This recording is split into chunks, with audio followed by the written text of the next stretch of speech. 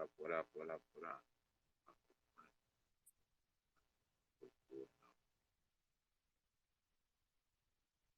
Yeah, yeah, yeah, yeah. Oh,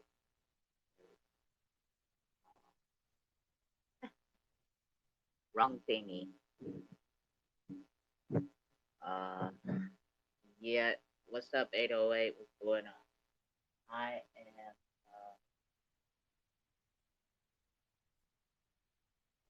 set up the jumbo pod. What I do.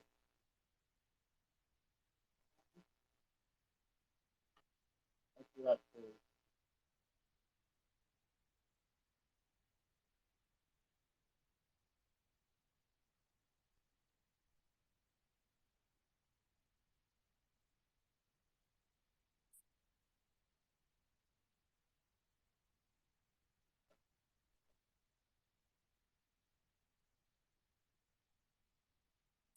Yo. You sound a little soft, or is that me?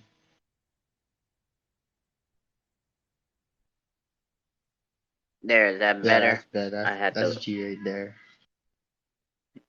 That's not too loud because I got I had the volume down. How's that? That sounds good. That's not loud nor soft. It's like right on. That's good. All right, cool, cool. Yeah, Good morning. How are you? no one. I seen you just Good. um shoot up, so I just figure I post up, say what's up, say good morning. Yeah, what's up? What's up? How you been? I see. I noticed you ain't been around. What you been doing? Camping, hiking. Just getting ready for take my family out. You know what I mean? We going on a family vacation soon, so making sure everything all situated with them. Yeah, been deciding to not be too much within too much, you know what I mean? Like it's good to kind of step away. Yeah, yeah, of course. I dig it. I dig it. Especially when I already made fucking shit ton of money. Fuck, might as well go enjoy that money. You know what I mean? Like Yeah, most def, most def. That is definitely what's up. Yeah, I put so I finally did it. I finally did it. I put together a little trading bag, and so I caught the last. So what day was that? Right. Was it Tuesday? Tuesday, that little dip at 31 or whatever. So somewhere around in there. 31, between 31 and 33, I hopped back in Xrp and trying to trade this back. right on, that's good. You taking a route of learning, you know what I mean? Like No, as you I do mean, more, you learn more. I won't say I know how to trade because I'm not a trader, so I just usually just invest it. But I know how to read the charts and shit and all that. But yeah, Oh, definitely. I don't even I even call a trader someone who just reads charts. They're learning how to read charts is helping them move about this space in a way they want to use what the data, you know, whether you Yeah, want to be a high frequency trader or a long term or even that's one that takes the opportunities between certain stuffs, you know. yeah, that's definitely not high frequency. That's out. I don't know how to hook up none of that See that I used to do in the beginning when I needed to make a lot of capital, but that scene for me now is long gone. I don't need to high frequency trade. I can if I want to. You know what I mean? I can make big money doing 50K buy-ins and watching it pop at 10% each, you know what I mean? A 50K buy-in and a 10% pop. That's a good amount of money for Yeah, one buy, you know what I mean? That's yeah, this that's is different. that's kind of what Rippleton was saying last night. He said he did like a challenge for himself, like 1,000 to 1,000,000, and he said within a couple months he turned 1,000 into uh like three figure thousand in a couple months. Like when I first started, I literally for real too cold started with only $200. And that was back in the days when only had Bitcoin and wasn't too much going around. No, I only could do so much. But and during that time, like I was going through the pains of how to do this, how to go about, learning of financial shit, which I wasn't even too much knowledge around and being shared too much. I had to literally dig down myself. And then I started to learn how to trade right before Mount Gox happened, which made me lose a lot of my money, and which I was able to finally get a mining rig going. I mean, but then because of Mount Gox, I had to sell that mining rig to cover my losses, and because of all that shit, I actually dug deeper down into learning how to trade and read charts more and forex and all that and stocks and all that, and got actually dove deeper into learning about our banking system and all that shit because I needed to understand how our money flows and who's these big players and how our system was created. Because in order to see where our system is going, we have to understand how it was created, who created it, who's the players behind that beat, and how deep it goes. And it's fucked. All that shit is fucked. But I glad I went the route I went because now I sit in a position where I never thought I would be able to sit at and understand and have this knowledge that I'm able to pass down to others who are willing to listen. You know what I mean? Because anybody anybody can. I mean, it's if they're willing to. Yeah, I mean, that's just with anything. If you're willing to learn and put the time in, you gonna be able to learn stuff.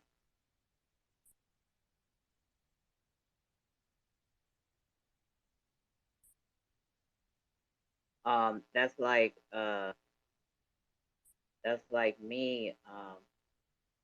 I'm not no mechanic, and I was able to put. I did it myself. I did the fucking pump was leaking in my shit. The power steering pump was leaking in my car. I called the shop to see how much it was gonna take. I was like, oh, yeah. So I called to see much the parts were. Said, okay, I can buy parts. So it's the labor that's hitting me. Watched some YouTube videos for about a week and just kept watching over and over the one that resonated with me, the type of tools they was using, that where I didn't have to go way out of my way to get too many new tools that I didn't have because I do have tools. So I watched that shit for about a week and I did that shit. Fucking changed my own shit. And that's what's up, Like when I started, you know what I mean? Like shit. I'm not a certified mechanic, but I grew up learning how to work on cars, build cars. Actually, my uncle guys, I helped build up a Nova, which we blew the engine multiple times on the drag strip. It's hilarious. But I grew up learning all that. Not certified, but like learning it helps me better take care of the cars I have today.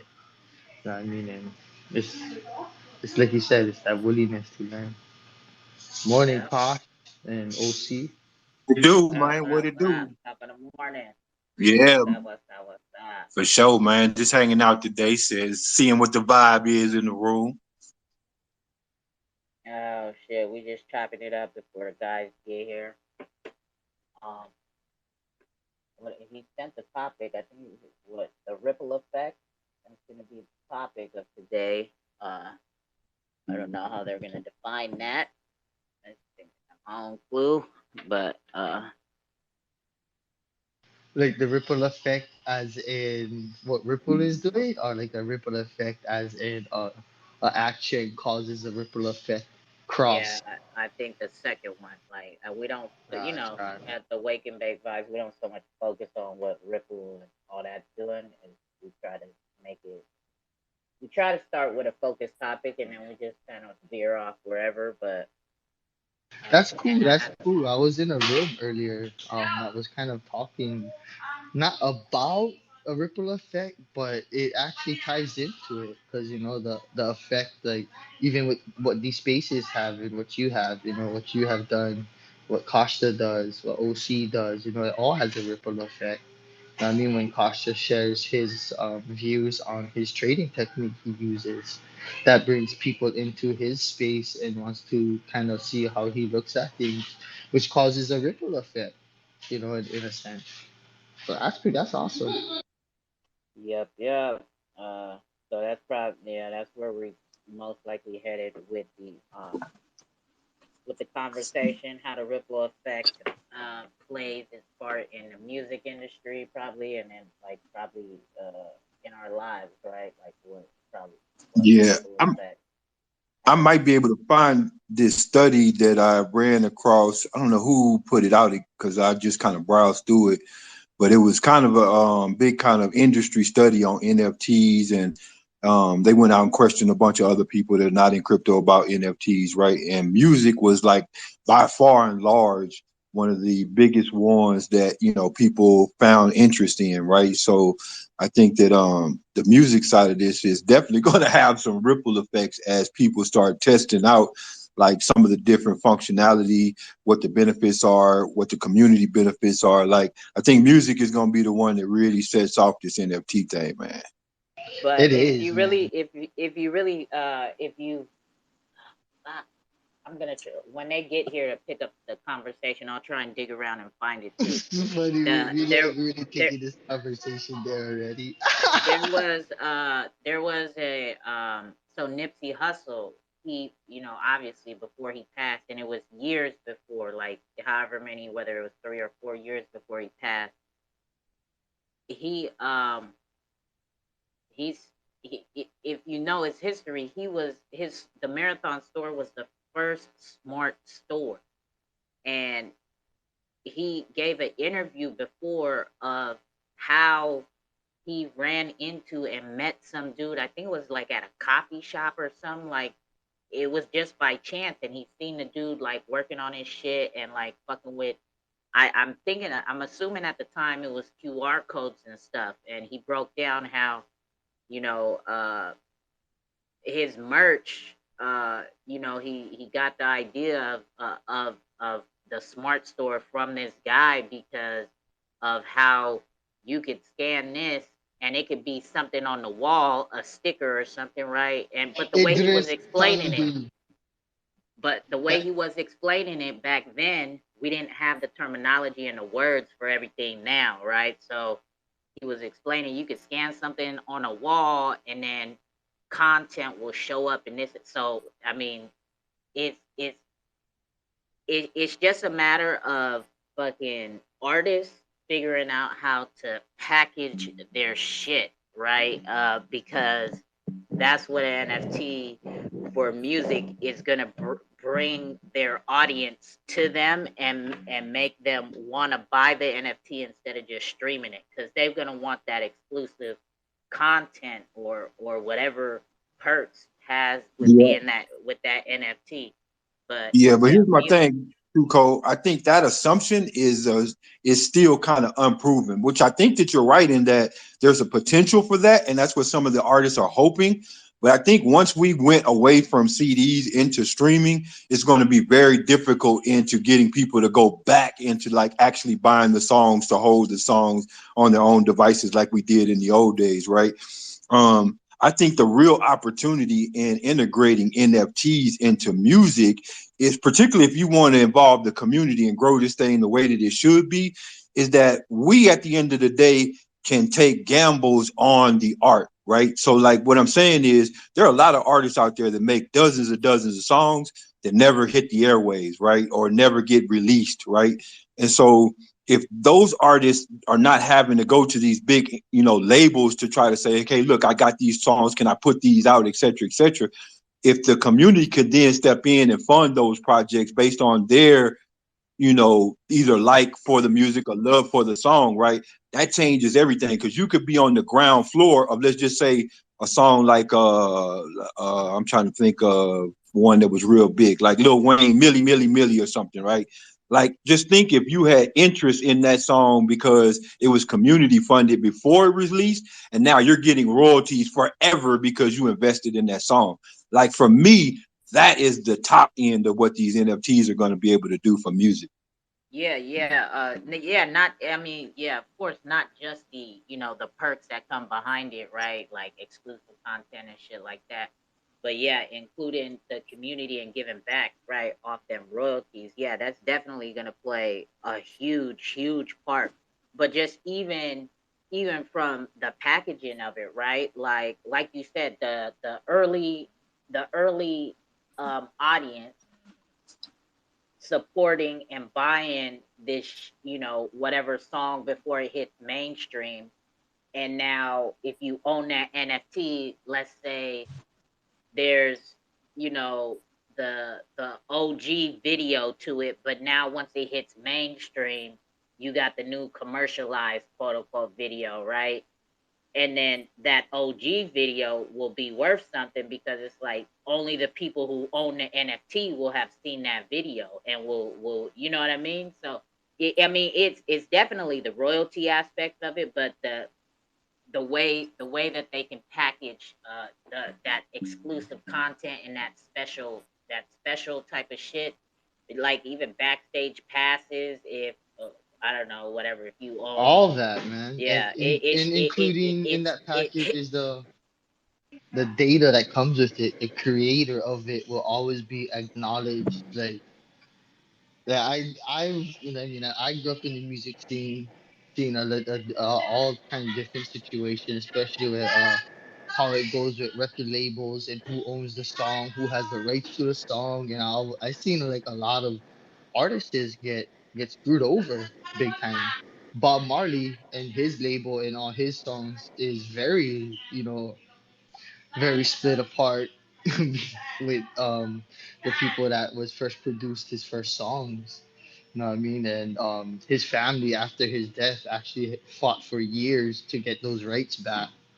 Um, and having the information that would tie him to his songs, that he had to go in about a roundabout way, actually being like featured on different songs that was written by him, but literally it was actually only him, but he just used it as a way to kind of get around that contract he was in with certain record labels back in those days.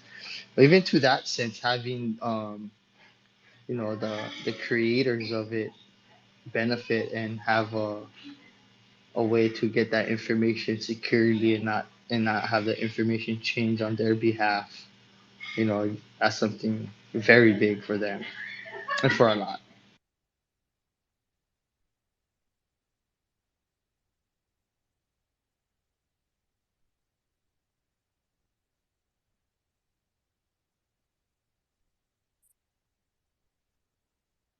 yeah, it's I mean, that's the thing, is it's too, we're on the ground with it. Shit, we're in the basement. We're way early, not just in music NFTs, but in this whole NFT space. Period. There's so much development that's gonna be coming from it. The artists are trying to figure. They don't even. It's not that we're early and they understand what they're doing, and it just hasn't hit the masses yet. The artists don't even know what to fucking do with You're NFTs like, yet. Like they what's the just ground don't. floor? We're in the basement, son. Yeah, they just don't even know what to do, and let alone more than half of them haven't even tapped into what a NFT is and what it could possibly do. They still trying to get a record label and still trying to get picked up by the man and make it that route, right? Instead of trying to figure out how this independent play can play in their favor and they organically just grow with their audience. Yeah, I think it's been a long play for artists to understand the importance of being independent, right? But you ask any artist, like there's a trade-off to being independent, right? Having those deep pockets of a label has a lot of benefits, right? And so that's why I keep saying that this can change that whole dynamics, because if you crowdfund this stuff, right, then it gives the power back to that community or that artist themselves than have to be pimped by the big pocket people. Like, we just simply have to distribute where the funds are coming from that's funding the art. Because really what I want the musicians to do is just focus on making good music. Because without good music, even the tech is not going to save this shit, right? So the artist just needs to focus on making good content, right? And at the end of the day, if we can come in as the crowd and say, hey, I understand that you're going to potentially get pimped from these big labels, right? Come to us and we'll give you a better deal. I think the economics of it alone will solve itself. That's really my whole kind of like opinion. That's why I'm optimistic about this in music, because there's a real problem and we have a real solution. It's just people have to come up with their money and say, hey, look, I'm going to invest in this particular artist or this particular thing to get this music out, right? And potentially get returns if there's good content that comes out to back it. Exactly. They don't need to go to a record label to get their work out, where they, where the record label can just be everybody in this world, and not just within their own community or within the states or within their own country. They literally have people around the world. And if it's like you said, if it's good content, good music that people will like, shit, people will buy into it. No, I would. No, like there's artwork out there that I like that I just buy because I love the art. There's music out there I like that I hear from places that I'm like, oh shit, I love it. Of course I'm gonna help it out. You damn right, man. Think about it. Motherfuckers like 50 Cent still getting paid from Get Rich or Die Trying. Like Dre still getting paid That from Snoop motherfucker is Dogg's smart. Them original motherfuckers is album. smart.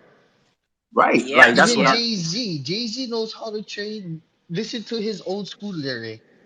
He even speaks about trading, reading charts, understanding the market and stuff. It's wild. Yeah, but what I'm saying is, think about it. Like, if you crowd fund this stuff, right, and bring it to the people, those royalties can be coming to the people who like enjoy the art, who buy the art, who love the art, right? Like, we could be getting paid perpetual royalties for these songs 20, 30 years from now, right? If this is really done right. And that's what I'm looking forward to, man. Like, that's the end that I want to get some money off of. Yep, yep, yep. All right, all right. Let's take a moment real quick. We got the fellas in the house, Kamikaze and Lemmy, who are our co-hosts every Thursday for the Wake and Bake Vibes, right? So let's tap in with them, and then let's get to the theme song for the Wake and Bake Vibes, and then let's continue this conversation and keep digging into it. What up, Kamikaze and Lemmy? Kamikaze coming all the way from South Africa. What it do? What it do, my guy? Hey, what's good, Too Cold? What's good, everybody? Hope everyone's good today. Yeah, yeah, yeah. We good. We good. Your mic sounds good right now. What's going on? Let's get into it. How you doing? And then we'll get to Lemmy and play this song, and we're gonna keep uh the conversation rolling. All right, word. Yeah, I think before we even start the conversation, I think today, like, let's start it a bit different, like after the track, because um we have two artists I think are gonna be um showcased today. So I would like us to start with one of the artists first, and then head into the topic afterwards. After the theme song and all of that.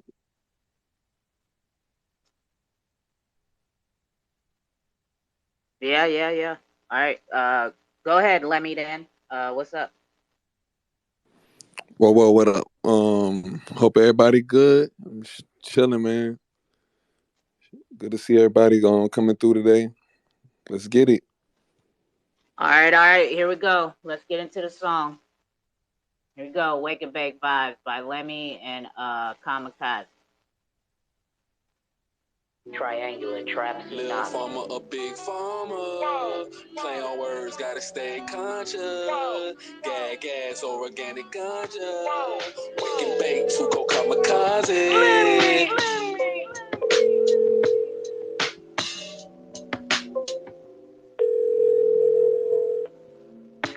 What's up? It's the Wake and Bake. Too Cold and Gorilla J. Let me and Kamikaze bringing the vibes. So pull up, cause we live. Yeah, an OG, smoking OG. Good I crush it down, break it up, roll it and smoke it slowly. The organic grown trees, a puff of that good weed could put you on a vibe that can make for good stories. Go ahead and proceed to pass the joint and don't forget to play some music. It will stimulate the mind once you get into it. We can talk about it if you're into it. That's all me, let me into cold, get into it. We all about the music, we all about the movement, creating a new movement. All about the vibes and there's nothing to it. Legendary status is where we at. Where music is therapy, so just relax. Triple dose of the music bags. No side effects, you know where it's at. Little farmer, a big farmer. Play on words, gotta stay conscious. Gag gas or organic ganja. Wake and bake, Tuco kamikaze. Little farmer, a big farmer. Play on words, gotta stay conscious. Gas or organic ganja. Wake and bake, Tuco kamikaze. We the ball like Pearl Harbor, Coach Carter. Crypto Jace, X-rated, we grind harder. In the clips, Lil Wayne and Dre. Xrp a reject, they can't relate. Family matters, they used to call me Steve Urkel with my suspenders on and my bug tee. Sober new to shawty, now it's bug weed. Blood type diet, guess I'm a little farmer. Big farmer, still killing off the masses. Wake and bake, every episode a classic. I prefer a real body over a plastic. Sonar Muse, we been triangle the trapping. Little farmer, a big farmer. Play on words, gotta stay conscious. Gas or organic ganja. Wake and bake, Tuco kamikaze. Little farmer, a big farmer. Play on words, gotta stay conscious. Gas or organic ganja. Wake and bake, Tuco kamikaze. Whoa. Whoa. Whoa.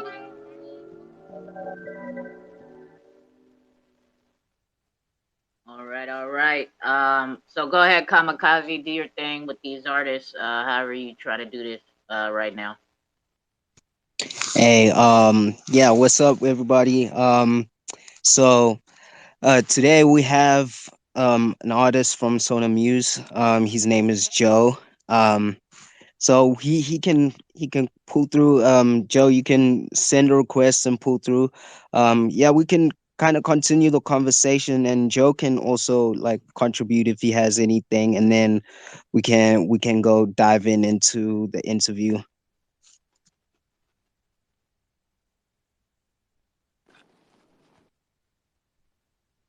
Hit the request button. Whoever, Joe, hit the request button so I can give you a microphone.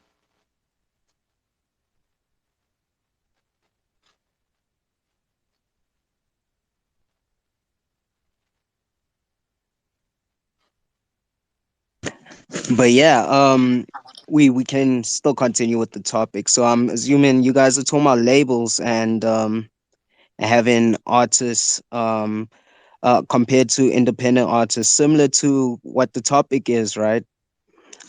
So yeah. Oh, hi Joe, how you doing? Hey guys, yeah, I'm doing good. Can everyone hear me? Loud and clear, loud and clear. Perfect. Yeah, how do you want to run this out, Kamikaze? Oh yeah. Yeah, you're an artist on the platform, and yeah, I've had a few What questions about like platform? What platform? on Because Solar News. Yeah. you gotta remember people are gonna come back and listen. Oh yeah. So yeah, you're an artist on the Solar Muse platform, and your music is quite different to most of the other artists. So you're an artist who scores music, right? So you Yeah, make like soundtracks.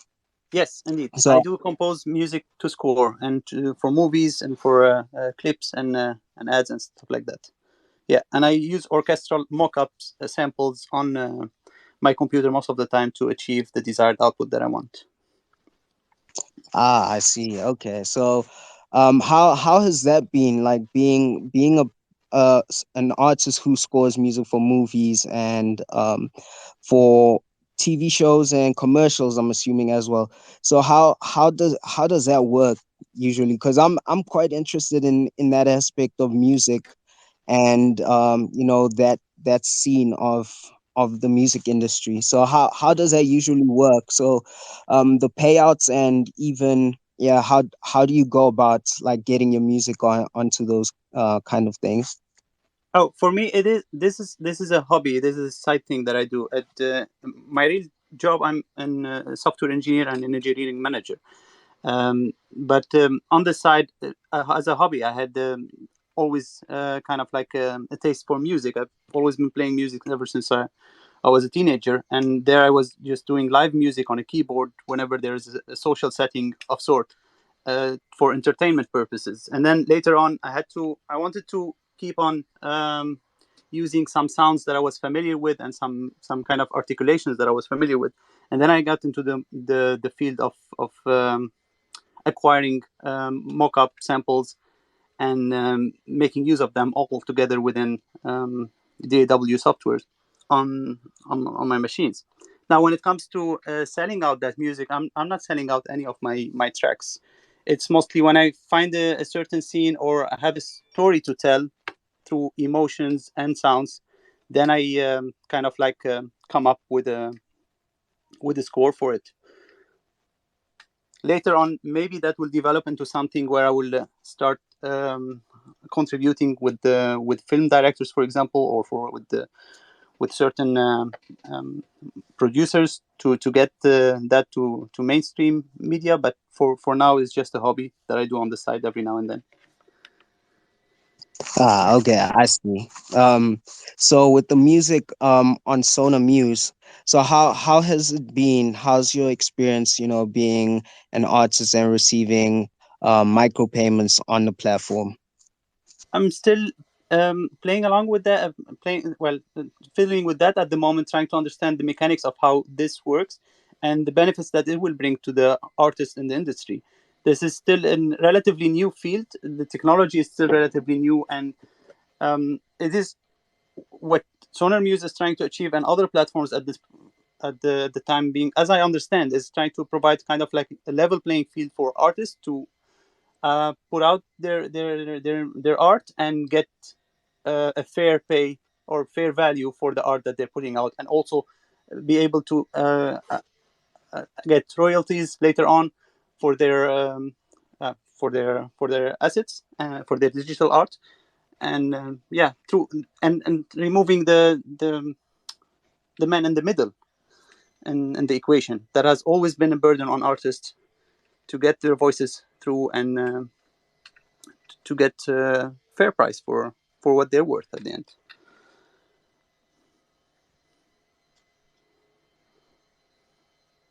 Still there? Yeah, we're still here. Okay, cool. Let me kamikaze somebody. Quick question I have for Joe. Are you using a lot of traditional So instruments when you with compose these with sounds, your or are music, you yeah, using? Wait, like kamikaze, the song you have kamikaze, on the platform, kamikaze, like yeah. kamikaze. So with Cash, the Cash is can you guys hear me? Cash was speaking like you're stepping all over him. Go ahead, Cash. No, I was just asking Joe, like when you're composing these sounds, are you using a lot of traditional instruments, or are you kind of using like an EMU MP7 type and composing these sounds off of more digital, sources? Yeah, no, I am using the traditional instruments that you find in an orchestra. I'm bringing in some loops and samples and hybrid synthesized sounds every now and then, mix them in with the traditional orchestra. But indeed, the layout of the orchestra is there in these scores, and that is kind of like a practice for me um, to reiterate how the different sounds in an orchestra can work together, or can emulate each other, or can contribute all together to achieve a certain emotion at the listener. But add into that, also evolving to, on top of that, add in some synthesized sounds and drums and loops. Thank you, man. I encourage you to keep doing what you're doing, right? Because having tried to do this myself and worked with people in the past, and looked at music for a long time, there is something missing from resonating with the actual soul of the human being when you take out a lot of the older instruments. And it's just my opinion, right? So I congratulate you on the work that you're doing, man. Thanks, Kash. I appreciate that. Yeah, soundtracks to movies really. I won't say they make or break a movie or a show, but they definitely help for sure. Now I wanted to ask. So you only do this as a hobby. So before Sonar Muse, did you ever put any of your scores on any streaming platforms before this, or anything like that?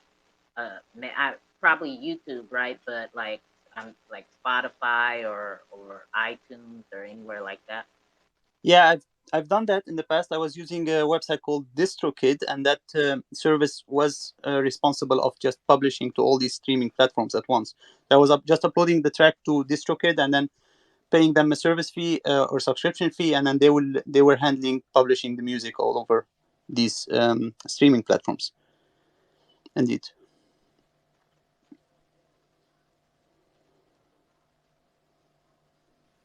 Okay, that's what's up. Lemmy, you got anything? What's up, Joe? How you doing, man? I'm Lemmy. One Hey, third of the hosts on the on the Wake and Bake. hey, Lemmy. Good to meet you. Likewise. Where you from, and how did this how's like where you from, and your just experiences growing up influence the music Yeah, that you make? sure. I come originally from Lebanon. I did move to the Netherlands about 8 years ago. The music that or the sounds that I was raised with are mostly Oriental sounds, Oriental music, influenced with Egyptian, Syrian, and Lebanese, and of course Khaliji music. But in my surroundings, also growing up in Lebanon, we also had a lot of orchestral music played around. I was also a lot of times in attending live orchestras, performing traditional classic masterpieces. And coming to the Netherlands, I kind of I wished I could have brought in, for example, with me my set of sounds that I was working with, but I couldn't. And then I was searching for an alternative for that. The end result was that I was at a point where I have this big repertoire of Oriental and Western sounds and patterns that I can work with, and I'm trying to make something out of those whenever I'm writing score. Dope. So like, I mean, for a person who's not really into orchestra or symphony or anything like that, who are some of the artists growing up, or like I guess groups, or you know what I'm saying? I don't know what they call them, that you grew up listening to, if somebody was like on the outside looking in at everything. Who are some of those people that inspired you? Yeah, mostly inspired by Hans Zimmer's music, Ramin Djawadi. Yeah, these kind of score writers. Yeah, not sure if you've heard of them, but these are the big names in the industry. John Williams, for example, is another name. Dope. And like, it's so many instruments that's involved in this craft. Like, what's your favorite one? I know it's like strings. It's mostly like strings and stuff like that, but what's your favorite like instrument to compose with? Well, my favorite instrument is the cello. Actually, it can achieve a lot of. You can transmit or kind of go through a lot of emotions and when playing the cello and get that message across rather easily. And also, it can blend in with an orchestra in a natural form. It's part of the orchestra and in any traditional orchestra. But if you ask me for a certain instrument that I also like to use in my pieces, and that would be the French horns. And that's when you're in an orchestral setting, the French horns can kind of get the sound across the whole room and kind of cover all the other instruments that are playing. So when you want to kind of send a message across, I will always go back to using French horns to send that message when the rest of the instruments are busy playing whatever they're playing. Does that make sense?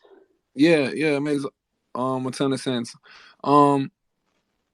What are some other genres of music that you're interested in, and have you ever like thought about incorporating any of those sounds from the different instruments to sample, like particularly hip hop? You know what I'm saying? Like, you know, I know it's a lot of orchestra packs on these beat platforms like Fruity Loops. Have you ever thought about making like any sample packs with your sounds and stuff to extract the producers? I know that was a lot of Um, questions. yeah. Well, yes and no. In my case, in the genre that I'm interested in, it revolves around what I'm doing at the moment. It revolves around scoring as, for movies, or for kind of like telling a story with the music that I'm making, and making these kind of patterns doesn't quite fit in that description for me. So that's something that is still on the side that I would like to explore at some point in the future, but just not right now. Facts. And so do you? What are the other? Are there any other genres that you listen to? That you like? Oh yeah, I do listen a lot to pop music and to rock, and yeah, and to the classics. Most of the classics I'm into. But yeah, that's my taste. For sure, man. Good talking to you. Yeah, thanks, Lemmy. Likewise. Yeah, I do have a question. So, Joe, at some point, would you, since we on the topic of labels, right? Would you ever consider being signed to someone, or would you stay independent and score music for shows and movies in future without being signed? Just have a contract with maybe a studio or something. I would rather go for the latter. M- Most, yeah, just without thinking, I would rather go for the latter. Being an independent, in my case, is just the, yeah, what goes around it is that, as you said, you can just sign a contract and work per contract, but then you will have, yeah, and I will always want to have ownership or over the tracks that I produce. And lately, for example, you guys probably have seen the show of Game of Thrones, right? Well, Yeah, I'm just as familiar a with it. general question in the room here. But Ramin Djawadi, the musician who scored all the tracks in that show, he kind of like signed a deal with the show producer from the get go, saying that every single track that he produces for that show, he owns the track, not the show producers. And then at the end of the day, he was able to take all of his tracks. After even the show has ended, he was able to take these tracks and go and do live tours around the world and perform his music, because at the end of the day, he wanted to. He kept it as his own intellectual property and not the intellectual property of the show producers. And that's a big plus. And I think artists should work towards that and not get cornered into signing any other sorts of contracts with producers for that extent. But yeah, I also would like to hear the other side of this debate, because I'm interested in both arguments. Yeah, there's quite a lot that we're going to be speaking about when it comes to this topic. And yeah, we'll get back to your song and play it after we get deep into the topic. But yeah, you guys were talking about being independent artists and being signed, right? I didn't catch what you guys were really talking about, too cold. No, I was telling them what the topic was, the rippled effect, and we just kind of started veering off from there. Um, Cash was explaining how what he looks forward to as far as the music NFTs moving forward as we grow in this space, and musicians and the space kind of figures out the ability of the power and of exactly what can happen with a NFT as an independent Okay, so I have a question for people in the room. When it comes to NFTs, so what what do you guys think of NFTs in regards to music? What's your what do you think the purpose of it is, and do you think ownership of the song is important, or do you guys just care about just being able to listen to the music? That was kind of exactly what we were talking about. So I'll kind of speak to my own personal opinion of this. But I think the value for me is being able to potentially own some of the art, right? Particularly if I'm able to invest in that art right at an early time when other people may not be haven't been exposed to it. I'm actually right about my assumption that it really is a good song, and then it becomes that big song that it actually becomes, right? Because it says a lot about the artist. It says a lot about me that I chose the right song. It says that I could potentially benefit financially because I chose the right song. So I think for me, that is the big value proposition, is taking out the old intermediaries that exist in this space and just taking the concept of decentralization and then distributing that ownership out to the people who matter, right? Because as Joe was kind of saying, like the other artists, right, cut a deal with Netflix or whatever this producer was, and then he got to maintain the rights of his art. Well, I'm sure without knowing that artist, that he probably had some kind of leverage when he walked into that room that allowed him to get that type of deal, right? And so if another artist that could be producing just this quality of work may not have that actual leverage, right? So then how does he get that kind of deal? He probably doesn't, right? But he can come to the community and say, hey, look, I have this, body of work that matches anything else that's out there, right? And then we can kind of help get him to the point where this art becomes what it needs to be and maturates into the masses, right? And then, kind of get a little bit of change on the side for actually helping out and being part of the process. So that's my value proposition. And I think that it's really going to revolutionize the space. And when we say we're early, no doubt we are early, but this thing could be very, very big. So, yeah, that was my opinion on this, but I'd definitely like to hear some other people speak to it. Yeah, I couldn't agree more with Kasha on that one, because who doesn't miss the times when we had to go and buy CDs and cool things like that instead of have Spotify and things like that. And even if you buy music on iTunes, it's not really if you own the music, because it's locked to this stupid iTunes account, and if you lose the password to the account, you don't have the song anymore and you can't even trade the items. So I'm really looking forward to see how the music NFTs will play out, and NFTs overall. Really looking forward to it. Who is this right here? Rob. Go ahead, Rob. Yo, what's up, family? How y'all doing? Too Cold, what's up, y'all? Kamikaze and Lemmy, what's up, y'all? Yeah, been trying to get back into the space with y'all for a few weeks here. You know how time constraints does. I'm happy to be here hanging out with y'all today. You always have some wonderful topics to talk about. To answer and response to the question from me, I think Kasha gave a really good good response to it. And in addition, on top of all that, music NFTs. For those that do know me in here, Man Gorilla Jakes and a few others, I know you have heard me go. I'm from the traditional background of music, of hip hop, and making things go in the traditional sense. So I'm an old schooler.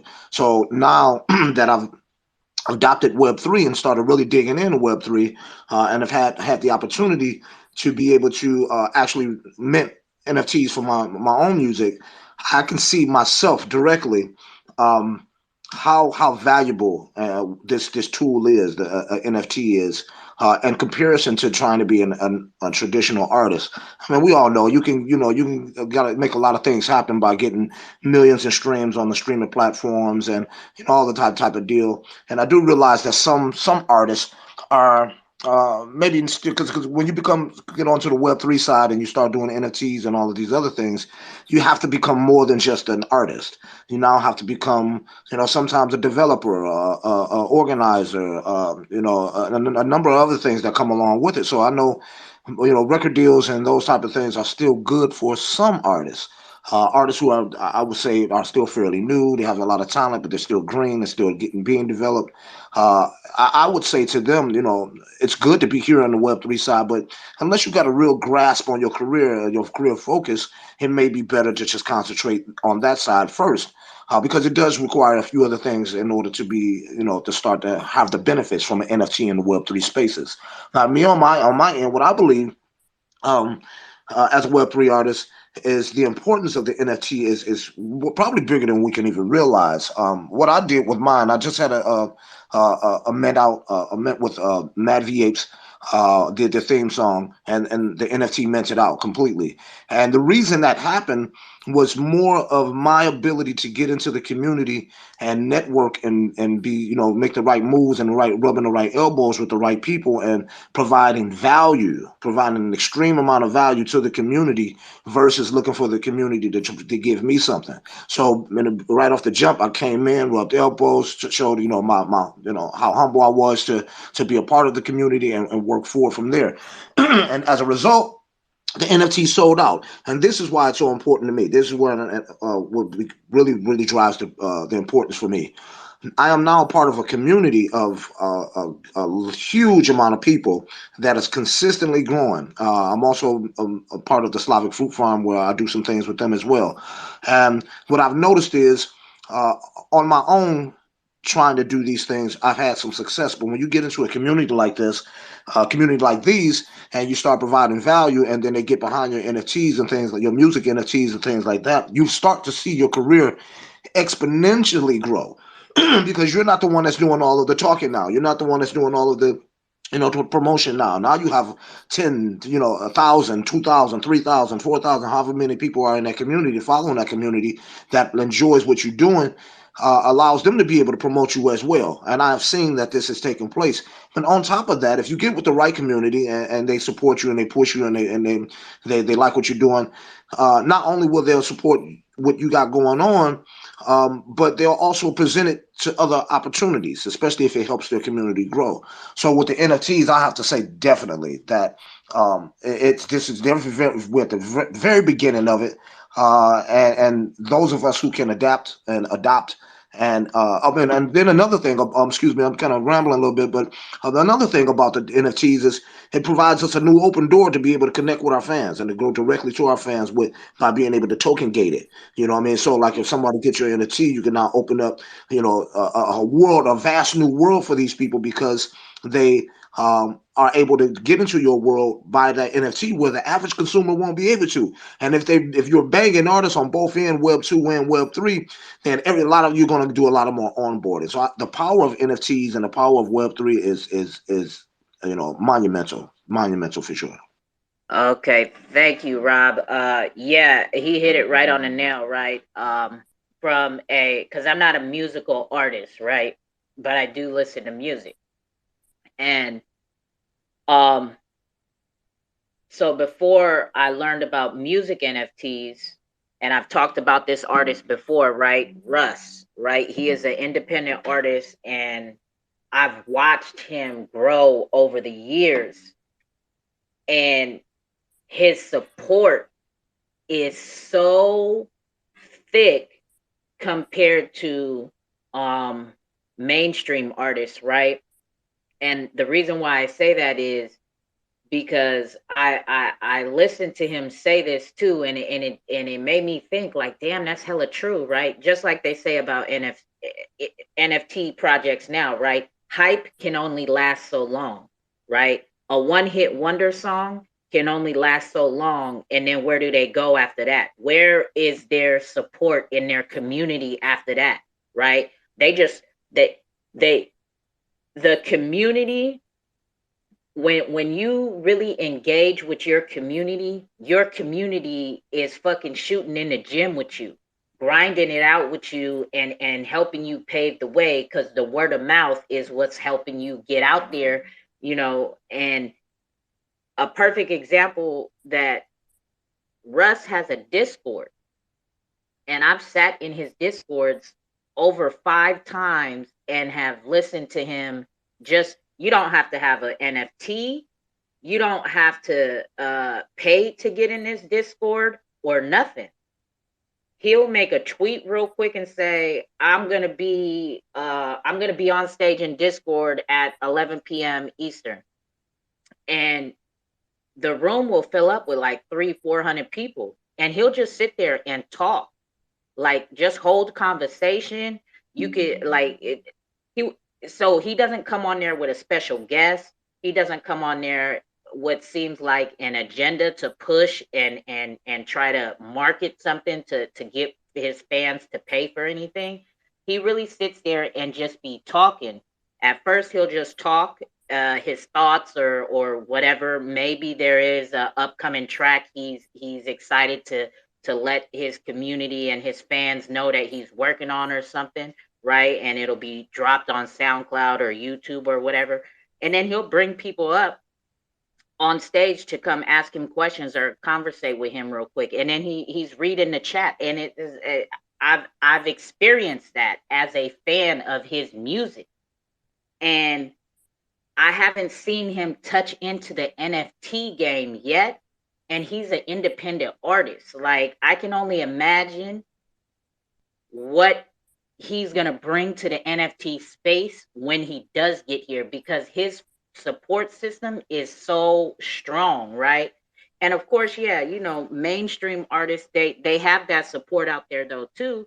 But another perfect example is Russ was supposed to do a world tour. I forget where he was going, right? But he was supposed to it was like a week or so ago. He was supposed to be out the country and do a show, and some personal shit happened to him. He didn't go into detail. He made a long ass tweet or he made a long ass thread and posted it on IG.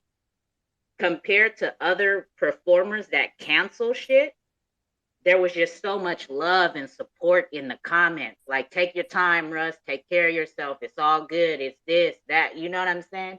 Compared to, you know, the mainstream rappers that be out there that really don't engage intimately with their fans, and then just all of a sudden say, "Oh, I can't do the show because I'm sick and I don't feel good." You see the comments loaded with, you know, fuck out of here, like, whoa, I want my money back and this and that, and you know what I'm saying? So, as an independent artist, it is definitely worth an artist's personal time investment to really start engaging with their community, because your community is going to help you get to that next platform and that next level.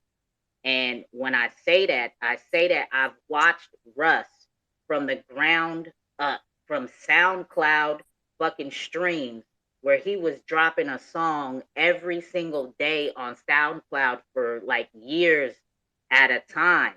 He got that one hit and he popped, and he's selling out world tours and shit like this. And guess what? All that money is 100% his, because he grinded it out and he's not a part of no label. And like, he's paying workers. And I think he did have a partnership or a deal with some type of label. I don't know if it was Sony or something. And I heard him say this in the Discord, straight conversation. Somebody asked him, did you get dropped from that partnership or that label or whatever? He said, nah, labels or partnerships don't drop me. I drop them. Like, I don't need them motherfuckers. They need me. So that's the power of being independent and having your own, as an artist, your own community supporting you and backing you. You got to build that with them. Just releasing music and then fade into black and no communication, you ain't gonna get too far with that. Not in this NFT, because if you really look at it, NFTs and cryptos and NFT projects are really driven by the community. If you don't have a community base as a musical artist, you're not gonna get too far. And that's just from a listener standpoint.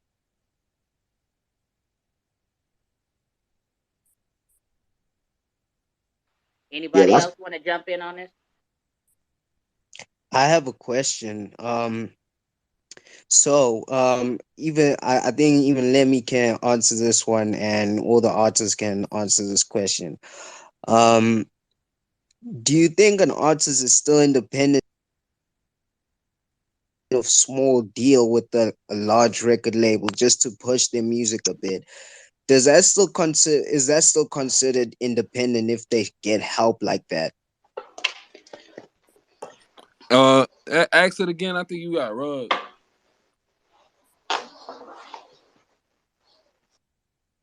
He said, does it still make you independent if at some point in time throughout your career you take a deal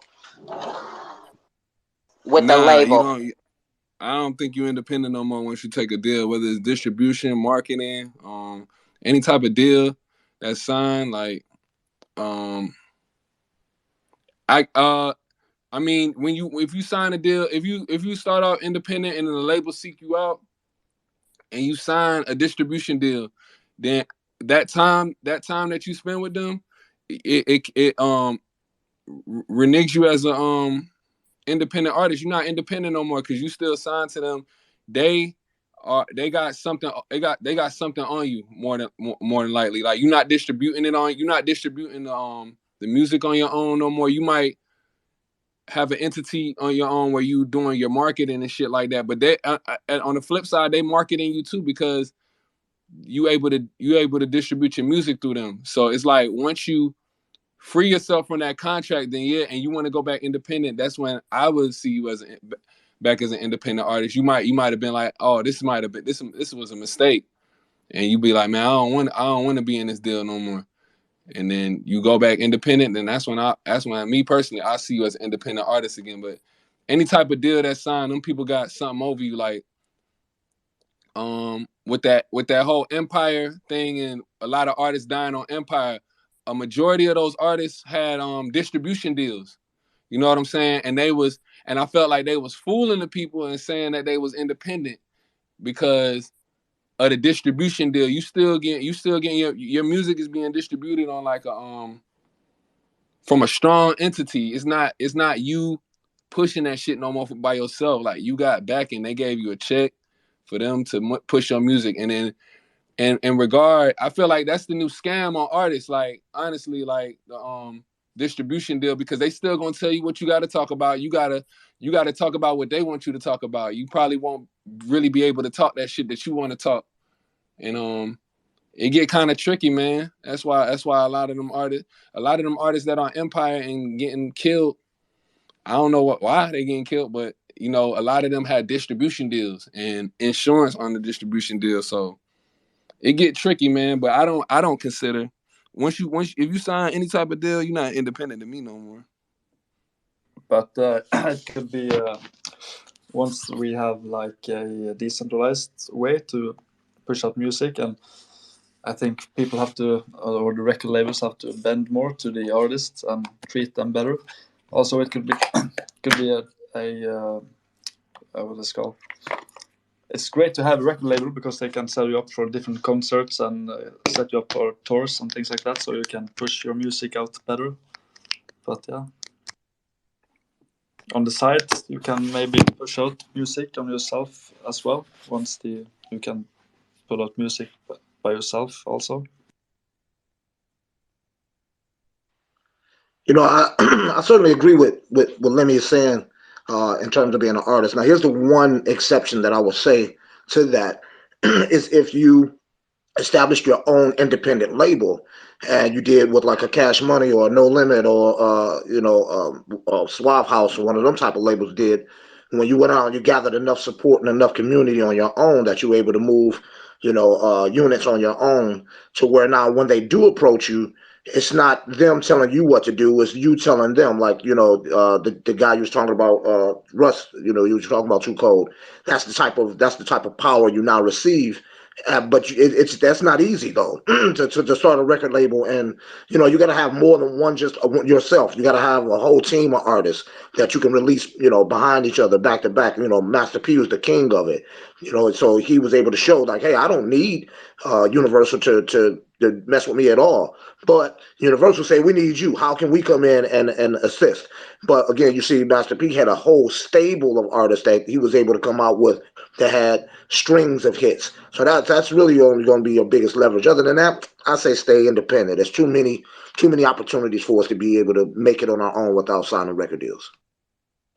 That's as a not artist. I agree with Rob. Right. I would still consider an artist independent if they had that power to be like, I don't need you. Like, fuck you, fuck out of here. Like, you not making me. I've already made it to this point. I don't need you. But yeah, I want to reach a bigger crowd and I want to distribute. I want to get out to places that I haven't been able to reach yet. So I see that as a good play on a chessboard for an independent artist to grow their community and more support and more fan base. Now, I wouldn't consider an independent artist that starts independent and then instantly jumps on a label and then is stuck, and now you can't do shit about your situation. You just stuck like fucking Chuck. But when you as an artist has the power to say, fuck out of here, I ain't doing that shit, I'm cool. Like, whatever, you want to sue me, it's good. I'll pay that shit. Fuck this deal. I don't need you motherfuckers.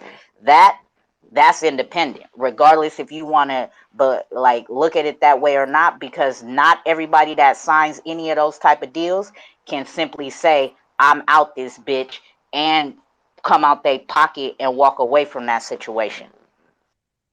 I got a question for Rob. Are these So with that said, right, do you guys think that Your mic is still fucked up, Kamikaze, because Lemmy was talking and you just stepped on him. damn, sorry, Lemmy, apologies, bro. Okay, go on, bro. Nah, I got a question for Rob.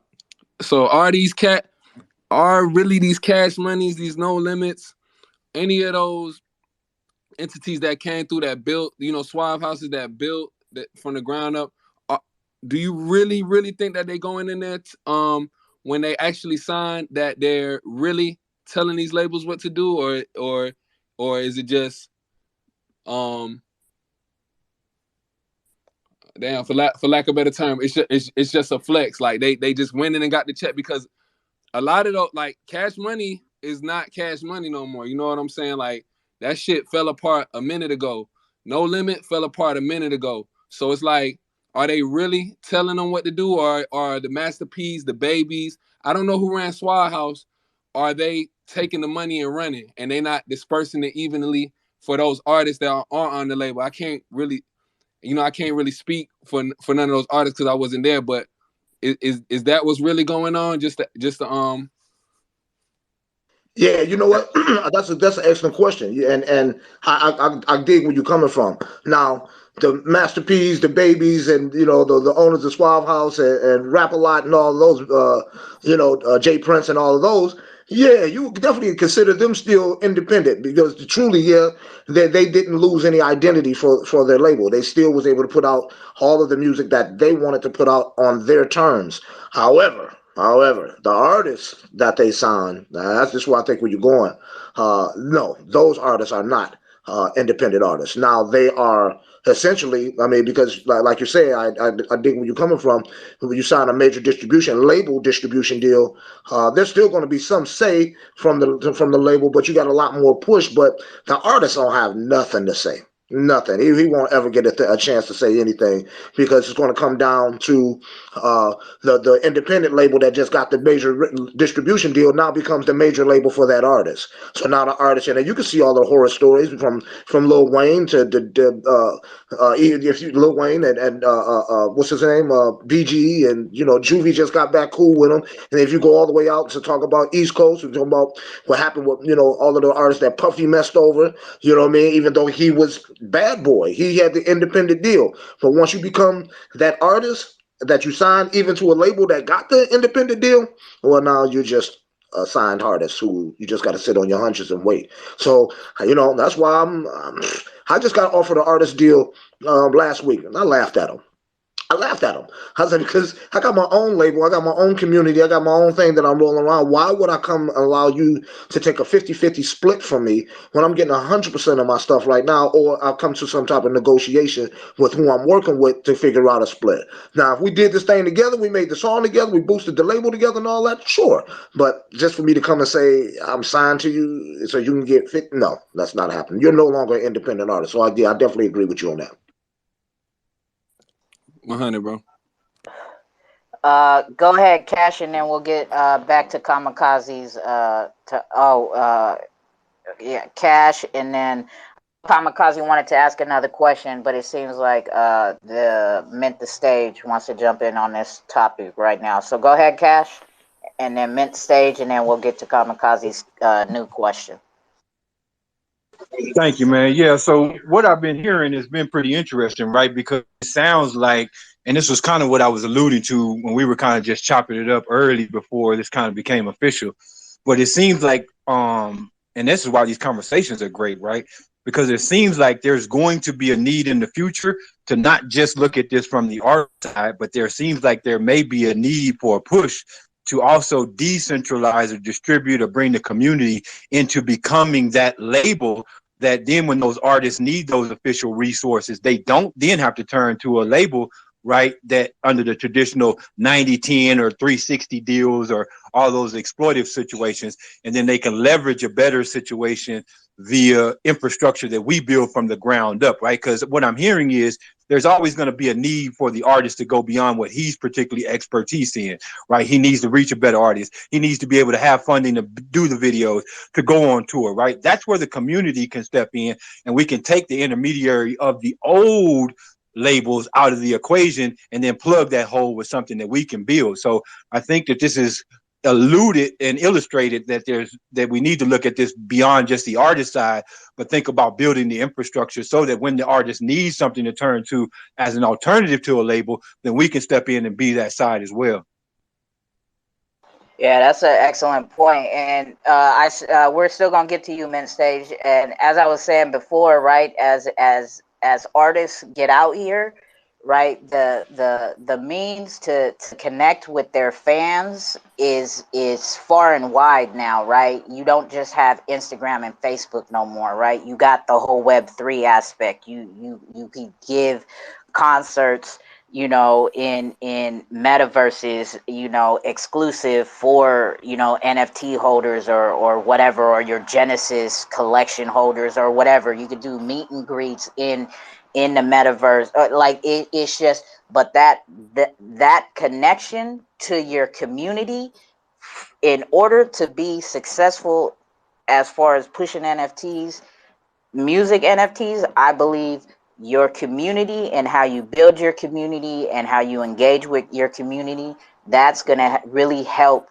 form your success. Because just dropping music and letting it just kind of do its thing with no promo, with no this or no that, like that's not going to, it's only going to take you so far. Go ahead, Mint the Stage, or Mint the Stage. Hi. So yeah, I'm from the UK. How's it going, guys? Too Cold, Kamikaze, everyone here. I just wanted to jump in and say, love it. Another female in the house. Represent. You feel me? Let them know. Go ahead, girl. Oh, no worries at all. Yeah, of course.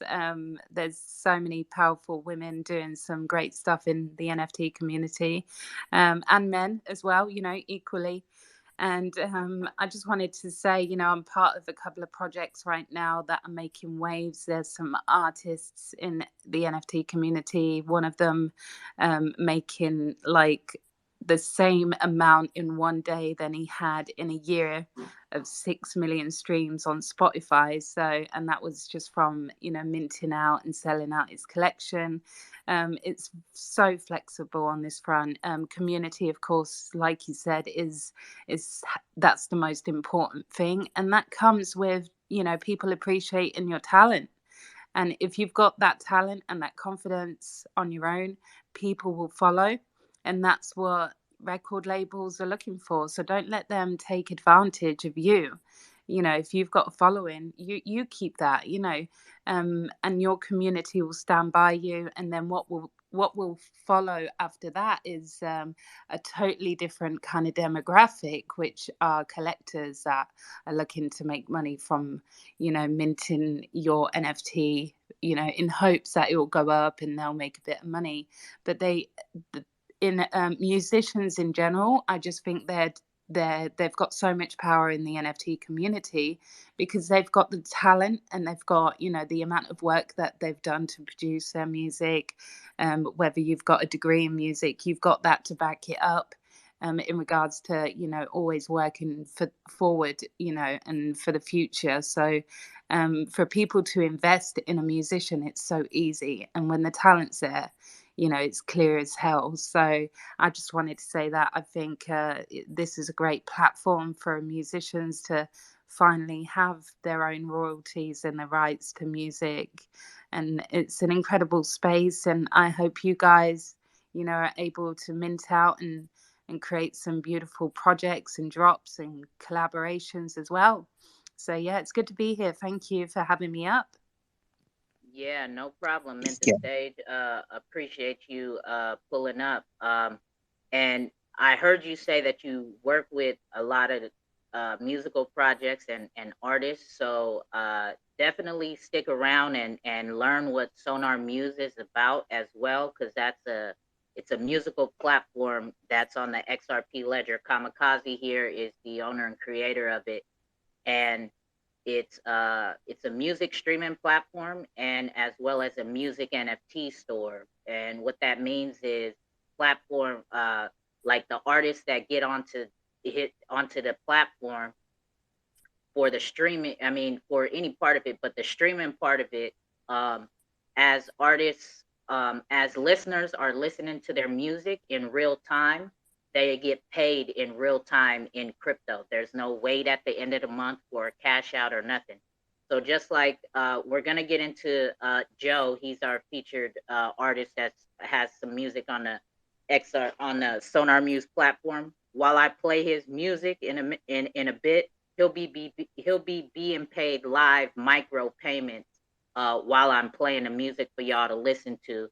And then the music NFT side of the platform is is the of is the one that's where you get the album, but you're not going to be able to flip the album or the song on that platform. They're just selling the first you know, they're selling the mint, and then you could take it anywhere on the XRP ledger and go flip it and sell it if that's what you want to do.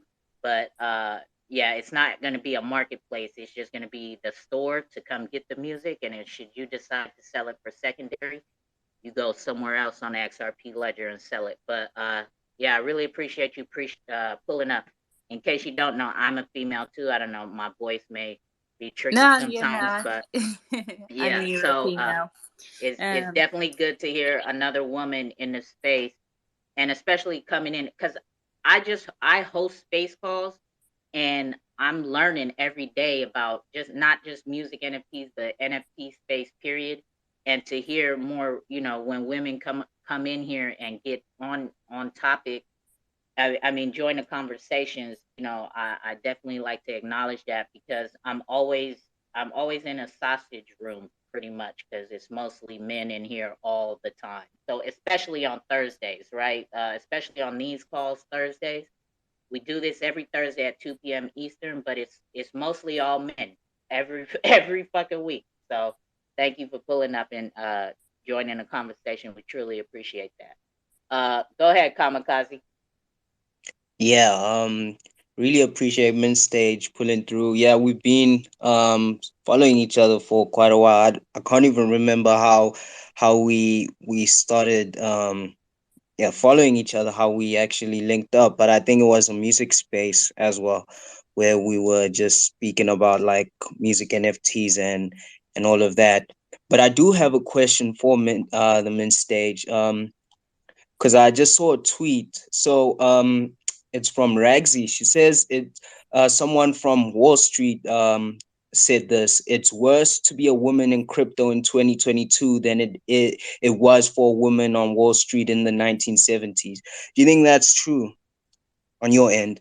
Oh no, yeah, that's definitely untrue. I think the support for women in the NFT community couldn't be better right now. Is that what you mean? Like, I wouldn't say it's worse than Wall Street. I mean, I've never participated in the stock market, other than, like apps, and before I ended up trading crypto. But no, there's so many, like I said, there's some incredible women who know coding that are, engineers as well in the NFT community, musicians, scientists, freaking, I don't know. But the love for the women in the NFT and the respect that we're getting as well is just incredible, actually. So, and it's really uplifting, because, and also, especially on the music side of things, women are highly sexualized. They have been for many years in the music industry. So I love the fact that, it's taken a turn. You don't have to kind of show yourself. Some musicians, like, some like to keep it that way because they've got a huge following on TikTok, so they want to kind of continue that, and they do show pictures, and there's nothing wrong with showing your sex appeal and embracing who you are, but I wouldn't use it solely to rely on, for sales and everything and for attention. But yeah, no, going back to what you said though, the support is unbelievable, and I'm so happy to be here. Well, thank you for that. Kamikaze, I think it's time to go ahead and run this track. Joe, Yeah. are you still there, Joe? Yeah, If you I'm here. could, okay, if you could, if it's available, I don't know if you're on, have it on your phone or not, but if you could pull up your wherever you have your Xrpl payment pointer pointing to while we're playing this, so that you can, as the artist receiving this live, right, after we play your track, you can give us feedback on, what it is maybe you're feeling, or what you're seeing, and how it's moving as far as that goes. So Yeah, you want to go ahead and introduce your track, Joe? yeah, sure. Yeah, and I'll try to pull that out when while you guys are playing the track. The track that will be played, I believe, is called Les Ombres de la Nuit, and most of the tracks in this album I've named them using French words. I have a French background as well. From where I come, I've uh, I've learned how to speak, and I've learned the French language in my upbringing as well, and it always has an emotional place in my heart, that language. So I dedicated my first album using French titles for every song. Les Ombres de la Nuit in particular means the shadows of the night in English, and that is trying to tell the story of a young boy who's lost in the city's outskirts at night. And we're walking as the music evolves. The audience is being walked or handheld there to live the emotions of that young boy as he is progressing through the city at night and until the dawn of the next day. For sure, for sure. All right, here we go with Thanks. Joe's laws, right? I don't speak French, but in case you guys missed it, he is a score composer. So just imagine this playing in, a movie or a TV show or something like that. So here we go, straight off of the Sonar Muse streaming platform with Joe's track Les Amas, French title. Okay, here we go. Give me a second to load it up. Here we go. There we go. All right, here we go. Here we go.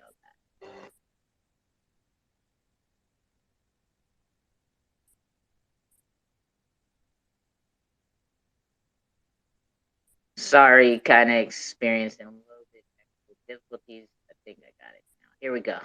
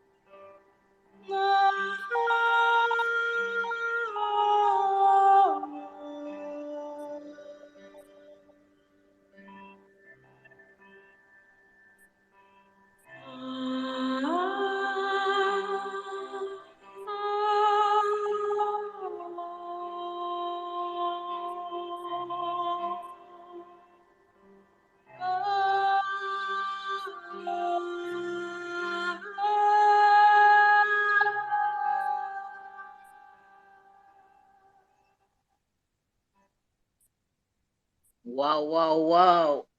So that score was composed by our man Joe right here, right? And that's it. being played off the Sonar Muse platform, and I usually don't get into questions right after we play an artist thing, but I do. Lemmy and Kamikaze get into that afterwards, right? But I have a question because I want to know, since we know that this is a a musical score that could be in a TV show, or but better perhaps a movie. Like, what type of scene were you guys imagining or visualizing as you guys were listening to that? But first, let's go ahead and ask Joe. Um, let's ask Joe about, while it was being played, about those micro payments being paid live to you. That's still to be figured out. Actually, I will look it up a bit later. But right now, I have to figure out how to get to that. Oh, okay. You're still working with it. Okay, that's Yeah. understandable. But just so everybody does know, as that song was being played live off of the Sonar Muse streaming platform, um, he was being paid live in micro payments in whatever currency he chose to accept: USD, XRP, Bitcoin, Ethereum, whatever, right? Well, whatever his exchange carries, you're able to, as an artist, pick whatever currency you want to receive those micro payments in whenever anybody is streaming your music. You don't have to wait till the end of the month, or till the end of the week or anything, to get those micro payments. So say you have your community, and let's say you do have a community strong of 2,000, and let's say in one day 30 people listen to the same, not even the same song. Let's say 30 people just go on your page and are listening to any of the tracks that are on your page. You'll be being paid simultaneously all those 30 micro payments at one time, coming in live as your music is being listened to. So just so y'all know that. But so the question that I had for that song was, what type of scene did that make you envision, right? So as I was listening to it, I heard the footsteps in the beginning and whatnot. So, and then the build up. So I was imagining, like, a fight scene was going on. Somebody was walking up, and they was about to get get to the business. And then at the end, it kind of mellowed out and got a little bit sad in my mind, and it is like somebody died by the end of that. So excuse me, that's what I got from it. Kamikaze, what type of scene did you envision? And then Lemmy, we'll get to Lemmy too. Yeah, for me, like he said, the shadow of the night. So yeah, the footsteps, it's like someone was being stalked on my side. Like I envisioned someone being followed, and then like they trying to get away from that person, running across like alleys, and trying to escape from whoever's trying to catch them. And then they managed to escape somehow. And like he said, during the day, the day comes, and they made it. They finally escaped that person. So that's what I envisioned from it. And before you get to Lemmy, I see that Joe has a GateHub account, so he's receiving his payments from on his GateHub. But I think yeah, Joe is down there, but I'll be tipping Joe some XRP. I'm gonna be using my Interledger coil subscription. I have the privilege to tip artists using the coil feature. So I'll be tipping Joe $2 within his GateHub Interledger payment pointer. So it is being sent right now. So he's just got $2 in his additional $2 with his micro payments as well. So yeah, appreciate that score, because it kind of gives me that Kanye West Yeezy vibe, with the heavy breathing in between. So yeah, that was my take of his score right there. That's what's up. That's what's up. And as we get into more conversation for the new people in the room, we'll get to what the Coil subscription is and how it plays a part on the Sonar Muse platform as well. Go ahead, let me what do you see about hearing that? What type of scene did you see playing out? I'm gonna liken it to this whole money situation that we got going on. The footsteps of XRP or your Bitcoin coming in, about to destroy fiat currency, and they basically fighting and shit like that. And we watching it play out. They battling. We like, oh shit. And you hear fiat currency breathing for their last breath and shit, and then they get X'd out by this digital system, and it's over. Period.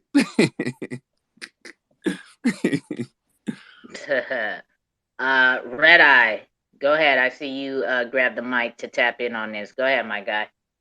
Yeah, I just got off work. I was listening to that while I was driving. Yeah, it totally reminded me of a battle scene. What I really liked about the composition most, I don't know if you guys have heard of Esquivel. He's the guy that actually made the theme song for the Jetsons, and he's got like so much compositions. Like, this guy is really big, and I think you're gonna go places, man. Yeah, for sure. That's what's up. That's what's up. Wolf of God, where did it take you? Yeah, I love the song, Joe.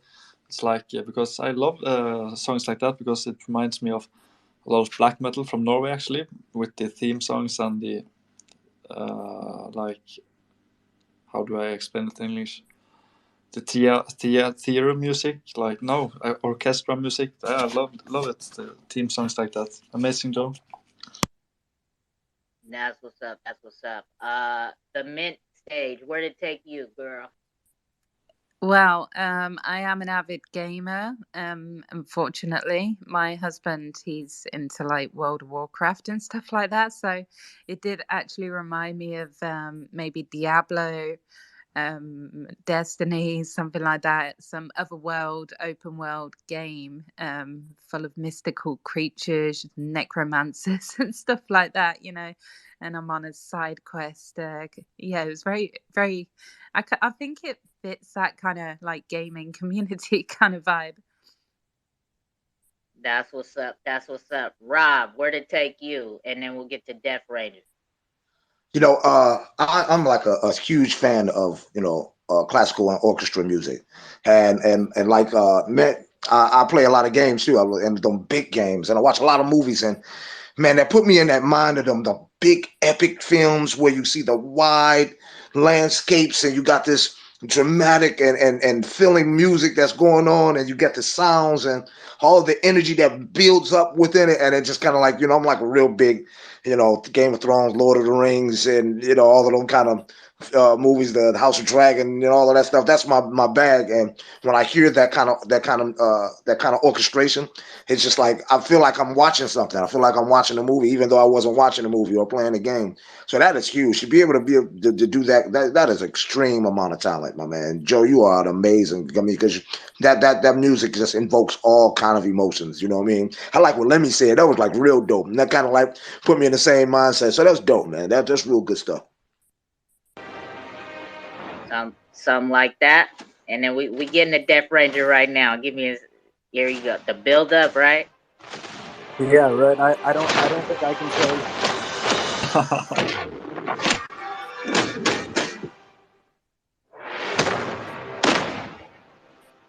Yeah, man, you gotta throw the SEC versus XRP in that bitch. You gotta throw all of them rug projects in that bitch. It's like a battle. Like, we battling for our lives. Right. The Apex conference, the ETH merge, all of this shit is in this shit. Right, it's crazy. Right. It's deep. Go ahead, Death Ranger. Where did it take you, my guy? Yeah, I don't think I have anything nearly as excellent as everybody else said, but I just wanted to come up and say I thought it was an excellent composition, and I really enjoyed it. So thank you. That's what's up. That's what's up. So shout out to Joe. Thank you for that, right? Your music is well received. We appreciate it. If you want to get back on the mic, all you gotta do is hit the request button again. Twitter be tripping, it be rugging people. So that's probably what happened. So but okay, here we go. Here we go. Here we go. Joe. Here we go. There we go. You there, Joe?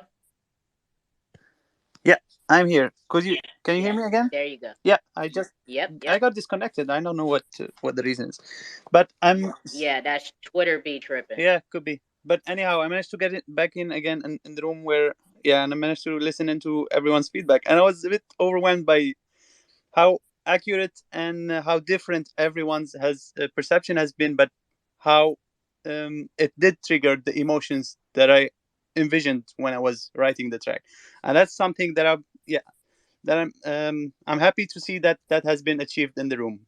Glad that you guys have enjoyed it, and yeah, I appreciate a lot the feedback that has been given here. Yeah, for sure, for sure.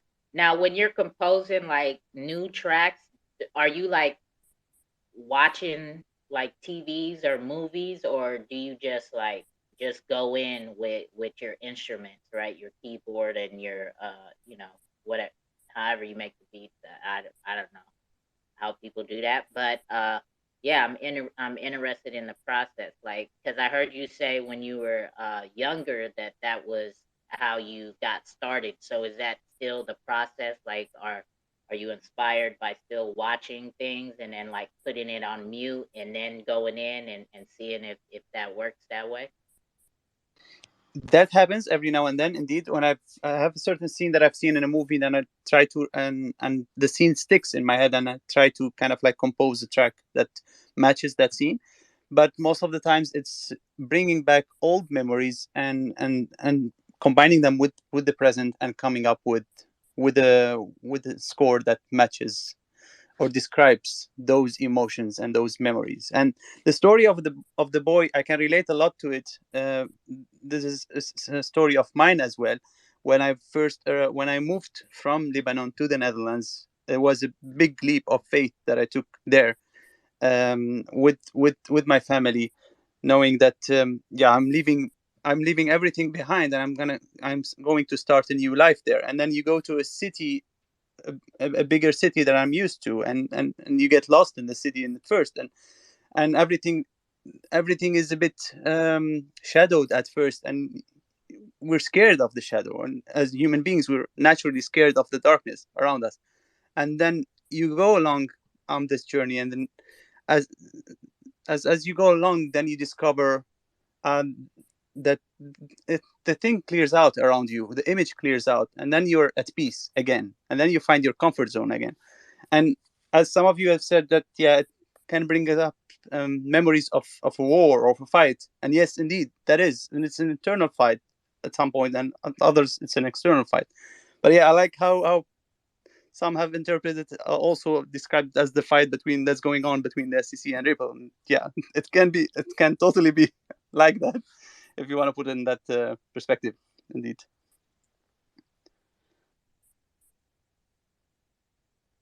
So you are living in the Netherlands now, Joe, you say? Lovely place. Yes, I've been living in the Netherlands for the past 8 years, but since 2 years ago, I kind of also embarked on a journey. Ever since the pandemic hit, I kind of like with my girlfriend, kind of we bought a sailboat, and I didn't know anything about sailing, but we bought a sailboat, and then we left the Netherlands on a sailboat on a journey to discover Europe, the coastal waters of Europe, and now we're in the south of Spain. We've reached the Mediterranean Sea, so we've been touring the coasts of the north of Europe in the past 2 years, and now we've reached the south of Spain, and the idea is to continue further on to get to explore Italy, Greece, and Turkey. That's next season in the summer. That's what's up. That's what's up. Go ahead, the mint say. Yeah, just a quick question, really, because I know Joe earlier said that this is more of kind of like a hobby, because he's an engineer. I was just wondering what kind of like education you got in music, and are you using Sibelius or any other software to get that score down? What, or is it just kind of on staff, like handwritten? Yeah, the software that I'm using Cubase and Logic Pro X to write down the music and join in the tracks in together and come up with the mix. And then I'm applying also for the mixing and mastering. I'm using some plugins here and there to get that sorted out. Okay. The background, sorry. So in regards to like notation, you don't go by reading music like the treble clef, Yeah, yeah. quadruple. No, No, you I can do read. know. Yeah, I do read music. I do know how to read music, but when it comes to writing scores, I don't stick much to the sheet music. It kind of like I it kind of gives it a robotic feel. If to me, if I were to stick to sheet music, it gives it a robotic feel at the end. The result. Rather, I just yeah, I have the score in my head. I laid down the score in some draft tracks, some tracks that I will scrape later on, mostly piano and strings, and then start building on top of those tracks to get the Amazing. final results. And was it Cubase you said that you're using as well? Yeah. Yeah, that's the best one apparently. That's what I've heard, and well, I've used it a couple of times. Probably the most user friendly. That's awesome. Like amazing. I'm just surprised that you're so casual about it. Yeah, it's a little side project. Yeah, it sounds like Steven Spielberg kind of music. So congratulations. Cool. Thanks a lot. Yeah, that's what's up. That's what's up. Since we got Kamikaze back, I think now is a good time to break down Sonar Muse and the Coil subscription and how you're using the technology of the Interledger payment and the XRP Ledger, my guy, for the new people in the room. For sure. So Sonar Muse is like Tuko say, yes, is an NFT music store and streaming platform built on XRP Ledger using Interledger Interledger protocol, where the streaming platform side, yeah, uses the Interledger protocol for paying our artists in real time. So artists who are involved in a song will receive royalties or payouts in real time based on the percentage or the weight they have contributed to a song. So a producer, the person who produced the song, who made the beat, who composed the song, who wrote on the song, can be credited and receive royalties based on however the artist sets that up for the song. So in real time, they will get paid by users who have a Coil subscription. So if a user does not have a Coil subscription, they won't have access to the streaming platform or any of the songs that are streamable on our platform. But if they don't have one, they can just access the music store, the NFT music store, and just browse the music that is on there, browse the collections that are on the NFT music store, and on there NFT, they'll be able to listen to that song or the music in real time whenever they want. So the NFT music store, on the other hand, yes, we only focus on the initial sales or the initial mint. So we won't have bidding like other marketplaces. There'll be like a fixed price, similar to like how you would sell CDs or buy a CD at a music store. So we want to bring that traditional music store feel back to Web3. So we, at the end of the day, would like to have these NFTs be accounted for music sales or stats for, accolades for the artists in the end. So our streaming platform is based on that too. So all the streams are going to be accounted for accolades in the end. So we want to bring that aspect of the music industry back into Web3. so that the artist can still be eligible for those kind of things. So that's what we're working on our side. And yeah, the coil subscription is quite a vital part in paying out artists. So if you would want to be able to stream a song like Joe's, you would need to have a coil subscription in order to stream it. Also, let them know how it can play into YouTube as well, and how much the coil subscription costs. Oh yeah, so please. Yeah, so YouTube and any of the other apps that the coil subscription that are connected for Web3 too. Yes, so coil subscription is $5. It's a flat out fee of $5, and that $5 lasts you the whole month. So you don't have to worry about depleting that $5 within the month. It will last you the whole month, and you'll have access to other platforms that use the coil technology as well. So you can access maybe something like a YouTube and have your ads removed, so you won't have all these ads bombarded when you watching someone's YouTube if they have coil enabled or an interledger payment pointer linked to their page. And yeah, you would be able to access other platforms such as an MG Social, which I don't know if they're still available, but you would be able to access that, and many other platforms that use a coil technology. So that's how Interledger is aiming to create an internet of value and allowing the users to be in control of the content and pay for what they actually be consuming, rather than just paying a flat out fee and paying artists or people that they're not really consuming. Just like a Spotify, like we want to mitigate you paying for an artist that you're not listening to with that fee that you pay for being on their platform if you pay for the premium subscription. So with Spotify, what happens is you pay that premium subscription, and even if you don't listen to a certain artist, you're still paying them at the end of the month, and you mostly paying out the big artists rather than the ones that you love the most. And that's what we want to provide for the users, for you to rather pay for what you're consuming and who you're listening to, rather than just paying out everybody on the platform. And the $5, no matter how much you stream. Yep. So like you. okay. Yep. Go ahead. Yeah, no matter how much you stream, you still, that $5 is gonna last you the whole month. It won't get depleted until the month ends, and then it renews again. So you can stream as much as you want on the platform, and it won't get depleted until the end of the month. So there's with coil, I believe there's like a threshold. So whenever your $5 reaches a certain amount, the payments decrease a bit, so you start paying out much less than how you paid out in the beginning. And that's how it goes with coil. So your $5 will last you until the end of the month. That's how their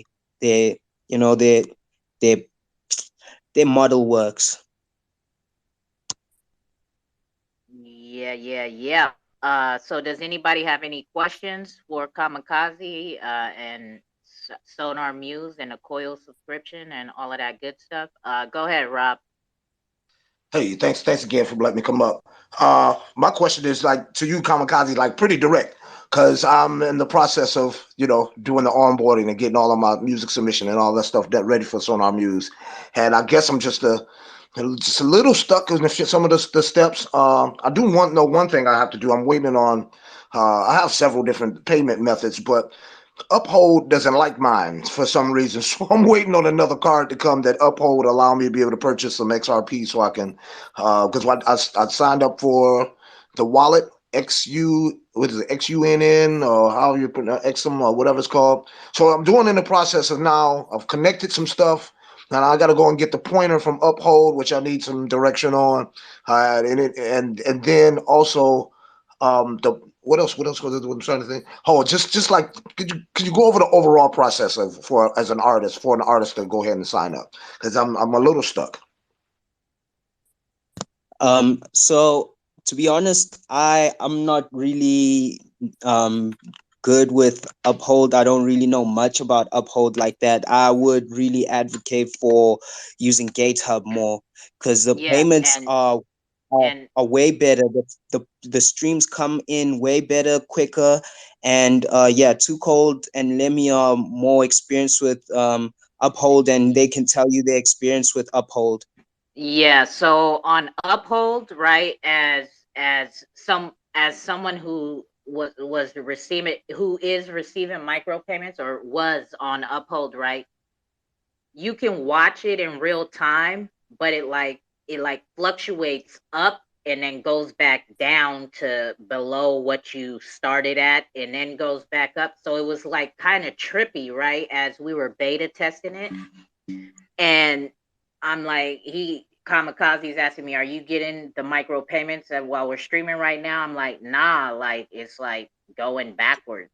And it's something about the way it was triggering, and maybe it was like calculating however it was. But when I switched to GateHub was just way better to just visually see it, and you can see it as well on top of the jumbotron where it says a new segment on the show. Look for that tweet on top of the jumbotron and click it open, and there's a video of me and Kamikaze beta testing, and you can see that's my GateHub platform that I'm getting paid live in. So my suggestion is, yeah, GateHub would be a better way to go, and Okay. I mean, it's not a onboarding, right? It's not a onboarding platform like Uphold is, right? Where you could go in and buy and sell, buy what you need to onboard with and then sell. But I mean, it's a I mean, it's a hot wallet. It's a decentralized hot wallet. So I just like that aspect better too as well. Um, so just so you know. Uh, Okay. So you say Gate Hub will be the better pointer? Just what you were saying? yeah, Gate Okay. Hub. Yeah. Yep. And Go ahead. is there any other platform other than Uphold to purchase XRP? Um, Yeah, so GateHub is a good place to get some XRP as well. Yeah, they provide everything. They're basically the number one wallet and exchange on the XRP ledger. so you can Yeah, onboard. You can onboard with GateHub with a debit card. I didn't know that. yeah, you can. You can even withdraw your funds on there. So there's quite a lot you could do with GateHub. Okay, thank you so much. Because I've been having this Uphold has just been just a headache. I'm like ever since I found out about Uphold, I've been trying to, buy XRP through their platform, and man, I got all these deals. I got credit cards, I got regular banks, I got even the So, online. okay, so it is tricky. Is it? Are you able to purchase it already, and then you just can't move it? Like, what are you Mhm. having a problem with? Every method of payment that I use, they decline it, or they'll say my bank declined it, and then when I call my bank, they be like, I don't know why. There's nothing on our end. You know what I mean? So I'm like, what is the problem here? You know what I mean? I'm using my normal debit card, and then I got a major credit card, and then I got a different bank, and everyone I've tried, and the only thing that I found, my nephew told me about. He told me to get a net spin card because that's what he uses. So I just ordered a net spin card, and so hopefully this will work. That's what he's been using the whole time. But I was really trying to see if there's somewhere else other than Y- Uphold that I can actually Yeah. go. So, I don't know if you know the on XRP platform. Um, So if you go to on XRP Twitter page, it's also it's a DEX on the XRP ledger, and you can onboard with credit card XRP there. I don't know what the fee is, but I know that you can onboard over there. Dope. Thank you so much, because I'm right there. I'm like, I thought I was getting ready to be here, and I couldn't get, because I guess one of the wallets that I was reading inside of the description of getting everything set up is XUMM. But if there's something I Yeah, usually do, that's the wallet you want right there. The Zum okay, wallet is very, very powerful.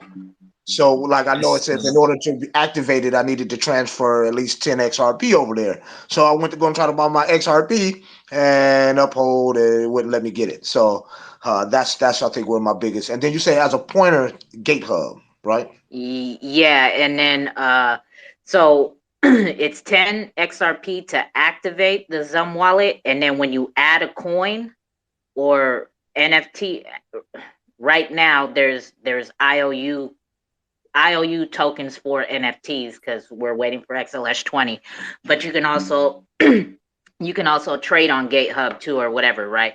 But so when you add a coin, any coin on the XRP ledger, you're going to be needing 2 XRP as well, right? When you add a coin, it's called adding a trust line. So the 10 XRP to activate your wallet and the 2 for every trust line you add, it's not a fee. It's held in a reserve. And should you, let's say I have 2 cold coin, okay, right? Let's say I give you some 2 cold coin and you flip it or whatever you want to do, right? And you zero it out. If you want to delete that coin, that trust line off of your Zum wallet, you would hit, it has to be at 0, then you would hit remove trust line, and then you would get that 2 XRP back that you used to set that trust line. Now, should you decide to deactivate your Zum wallet 100%, as long as you have an XRP address to send your 10 XRP to, you will get that 10 XRP back. So yeah, just so you know. So adding coins, adding trust lines to your wallet, you're going to need 2 XRP on top of the 10 to activate it. Go ahead, the mint stage. Yeah, I just wanted to quickly say bye because I've got some real life stuff that I need to do, but I just wanted to say thank you. In terms of Ripple, I normally get mine from the usual Coinbase, Binance, and then transfer, but I don't know if that's any help. But I don't really. How can you guys can still buy it out there on Coinbase? Yeah. We can't, and yeah, no, the US is out because they're in the SEC lawsuit, and Binance. Yeah, we can't get it over there. So yeah. Damn. Sorry to hear that.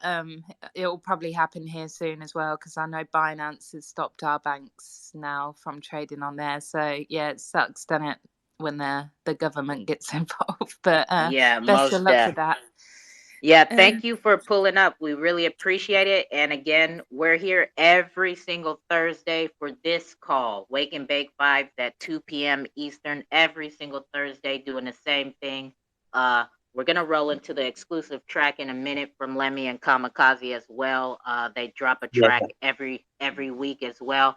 But you can also check my pinned tweet for my space call schedules. I host a lot of space calls throughout the week as well on different vibes type of thing that have a lot to do with the XRP ledger. And bi-weekly on Mondays, I try to do a cross-chain call to learn about new projects from different chains. So I really do appreciate you stepping up and joining the conversation and letting your female voice be heard. DM me anytime or invite me on your next space. I'll be happy to come along, maybe bring more girls and make it a bit more kind of girly in here for you to fight off the testosterone. I heard that. Thank you. Appreciate it. Have a good night. You too. Appreciate See you later, guys. Bye. Yeah, we definitely will talk in the DMs though. Definitely have something to speak to you about though. But yeah, appreciate it. Appreciate you coming through. Yes. All right. Tuco, Yeah. before we even move on to the song of the week, we have another artist because this is one of the final weeks. This is the final week of having the Sonar Muse artists being played, because yeah, these are the last few artists who have interledger payment pointers linked to their accounts. So we have Sean up here as well. He's an artist on Sonar Muse, so we'll be also playing his song too. Okay. What was that? The last week we have songs, weekly songs. No. So this is just for the artists, the Sonar Muse artists. Me and Lemmy might still be going on with some music as well on our side. Next week we might even interview Lemmy on the platform. But in terms of other artists, yeah, this is one of the final weeks, because yeah, all the other artists don't have payment pointers as yet. Oh, okay, great to hear that you and Lemmy are here at least. I love the weekly songs and weekly spaces with you guys. And yeah, to Cole also, thanks so much for hosting the spaces every week. I really appreciate it. Yeah, for sure. Where's Sean? Is he in the room? Does he want to grab a mic? Yeah, Sean, could you just send a request and we can have a chat?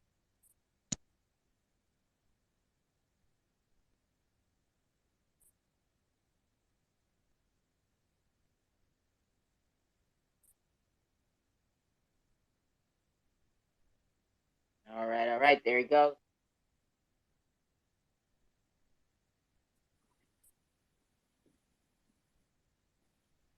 Hello, do you hear me? Yep, Yes, loud we and clear. can. How are you doing? Yes. Hi, hello. Thank you for having me here tonight. It's a pleasure for me. I was listening you guys, and it was very interesting. You are sharing all this Xrp Ledger culture to everyone.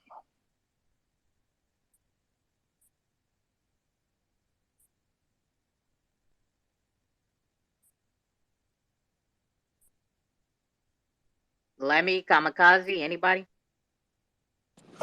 I'm here. What's good? Yeah, I'm still here. Oh, sorry, I'm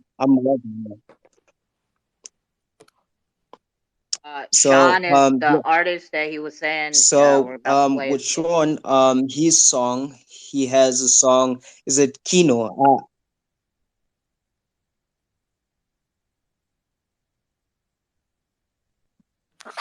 Did the space get rugged or something? Because that's why I wasn't saying that.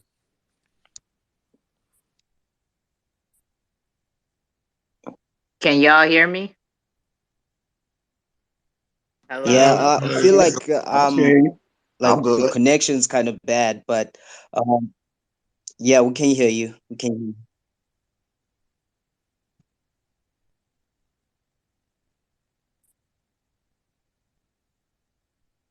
Yeah, we can hear you. Sean's right there.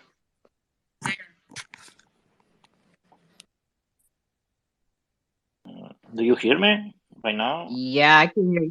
Yeah. Okay. Yeah, I'm here. I can hear you. So, what do you want to talk about? What's going on, bro? How Music you doing or... today? I'm fine. Thank you. And you? Everyone is okay? Yes, sir. Should we want to talk about your song on the platform, man? You know, where you hailing from? Where you checking in from? I listen from the Xrp rants, I think, or in the timeline of Twitter or Sonar News. Nah. Where you from, bro? Ah, sorry. Okay, I'm from Spain, Madrid. All right. Cool. And how did you tap in with the Sonar Muse platform, man? Talk to us about your journey in crypto and how did it lead you here to the Sonar Muse platform?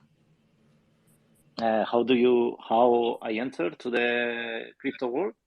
Yeah, the crypto world. Yeah, and I started trading Bitcoin at $100, I think, maybe so, like 2015 maybe. And after that, I was learning about cryptocurrency until I found Xrp when Bitstamp list them for first time. And after that, I started learning about Xrp Ledger because I thought it was the real Bitcoin for me. It was very fast, it was cheap, and it's true that Ethereum, for example, has the smart contracts, but now Xrp it's getting close to that point.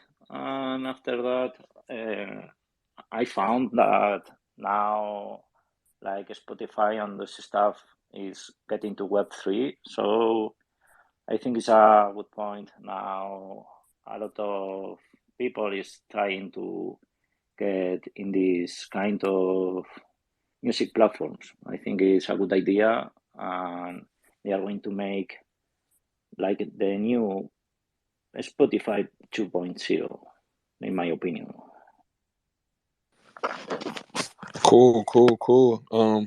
Were you on the prowl? Like, you seen that when you heard about Web3, you started to look for music platforms? Is that what you're saying? And that's how you found Sonar Muse?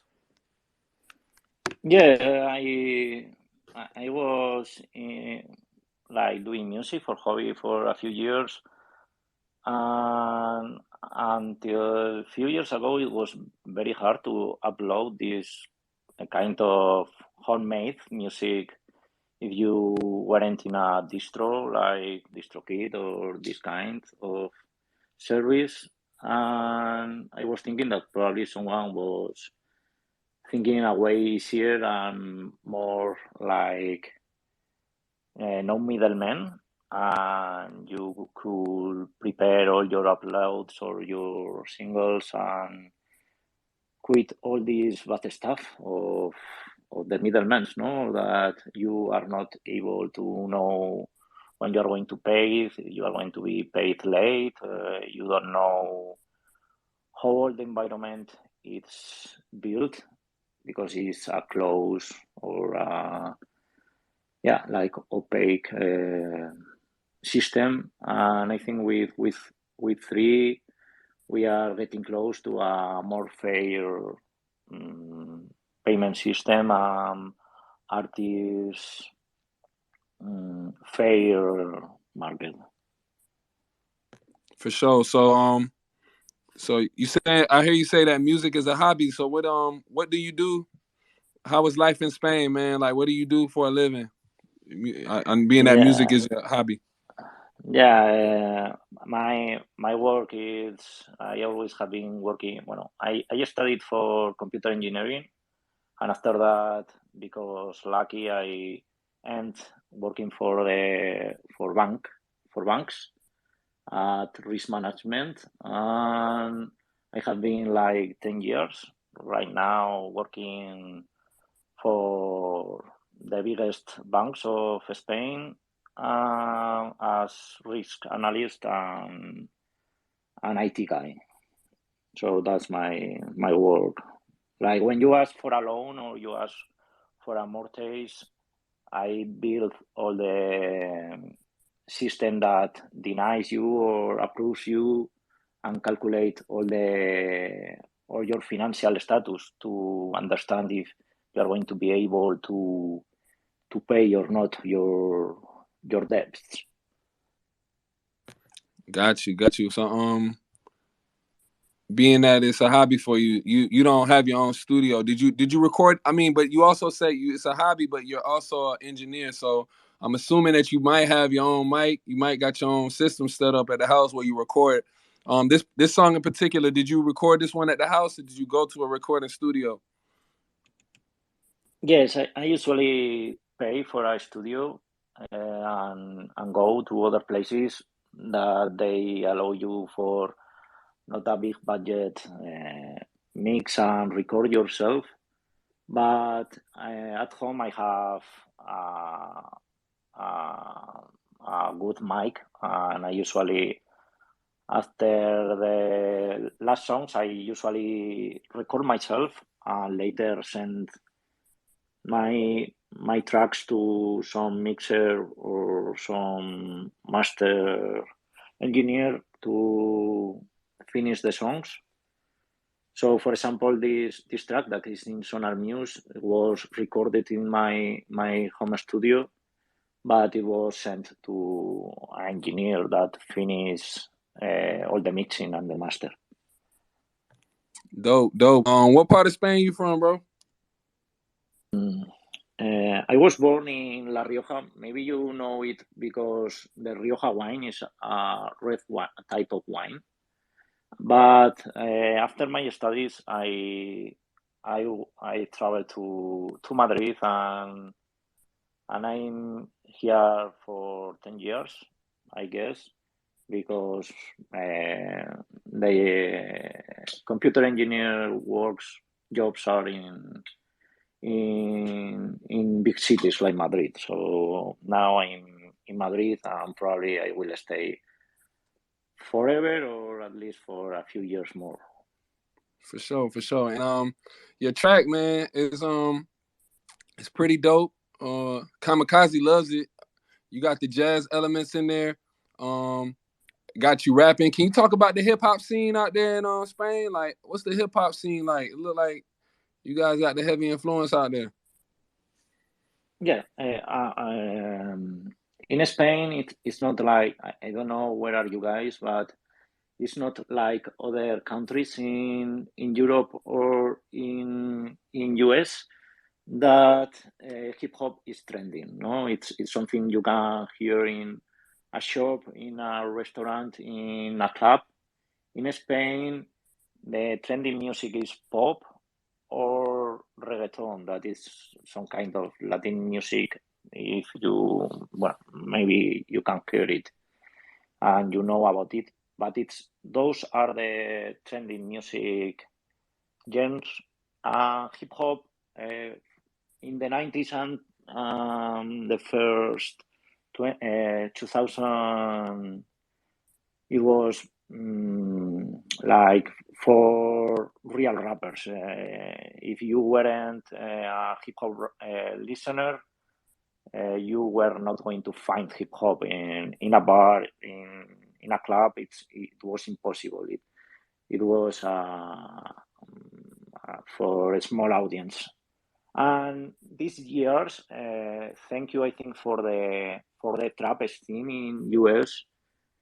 Well, because this is funny. Maybe I'm talking too much, but I will explain you how it was before in Spain. In Spain, there was this kind of way of thinking from the hip hop rappers and artists that they say they weren't going to mix their music with pop artists or other artists from other genres, and they try to be pure, like the old school boom bap from US. And after they discovered that in America, a rapper can be a number one artist, the most popular song in US probably is hip hop right now.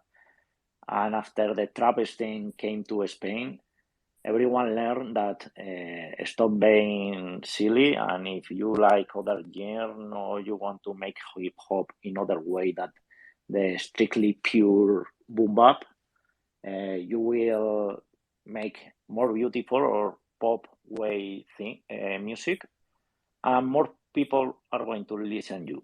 And from 5 years or less, now hip hop music in Spain is getting trending, and we have people that now can live because their songs they can pay their houses, they can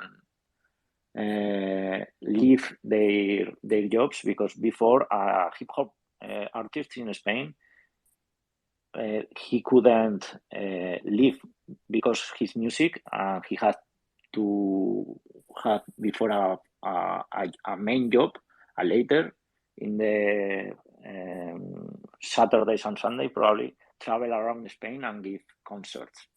now in festivals on summer, it's very normal find hip hop artists. 20 years ago, it was impossible, for example. I see. I appreciate you sharing that, man. So basically, what you're saying, hip hop was like, it was like an outcast amongst the genres. Like people, you had people that liked it, but it was like if you tried to bring it to the masses, to the forefront, it's like they saying, get that shit out of here. We not rocking with that. Basically, it was like blackball. Totally. Got you. Okay. Well, shout out to artists like you and all those hip hop artists that took a leap of faith and believed in their hip hop craft. Can you talk about your song on the platform for us? What it's about? Okay, to understand the title of the song is Kino. Kino, it was he was a comic book writer and painter of a small, I don't know who is in English, this kind of small newspaper comics that they are like 3 windows or 3 paintings telling a small story. He was very famous in Latin America and in Spain because he created a character called Mafalda, that it's a small kid, a younger lady, that she's always asking about the world or the things she doesn't know, no? And it's like a small drops of ethic questions or about the world that the author Kino throws through this character. And for example, Mafalda asks her mother why the wars are in the world, or why people is getting hungry or die because violence, no? And the author tries to show no mercy to Mafalda and sent by other characters some answers that they don't like Mafalda, and she tries to understand the world, no? So it's about how a kid sees the world, no? So Kino was titled, this song was titled like this because that, and because he was alive when I was going to launch this song, but he died almost when we were releasing it, and we changed the name of the song because it wasn't go to like Kino, but I thought it was a nice idea to send my respects in this way in the song. The song is about a lot of small pieces of ethics and ways I see the world, and this kind of not depressive but sad way to see the world. So this is like a speech I give to the listener, no, to try to explain him how the world is working and how the sadness is reigning, no, in the world. So I try to send some kind of small pieces of my mindset of the world. It's what I try to do in this song. Facts. I hear you. So this song is based off it's basically a true story, like of a child. You speaking through the eyes of that. Is it a child or just somebody who's your age? No. It's like it's a rap. It's only talking of my thoughts. It's not a storytelling. It's just talking about how I see the world. No, it's not a storytelling. It's just phrase and all this stuff. I think I try to rhyme and try to rap it. Got you. Okay. Cool. Sounds pretty dope, man. Like So, we appreciate the concept. You know what I'm saying? You having something to say, expressing yourself, for sure, man. Are we ready to play the track?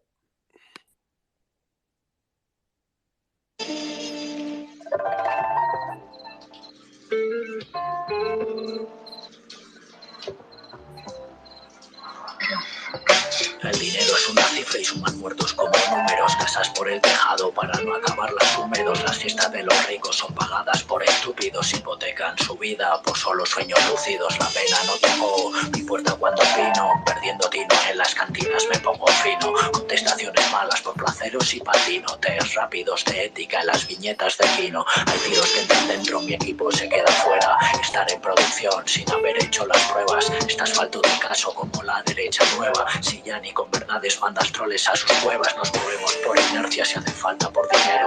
No han puesto ni la mesa, esperan el pastel entero. Creyentes en su encierro, todos barren pa' su credo. Obradores de milagros ponen alas a sus cerdos.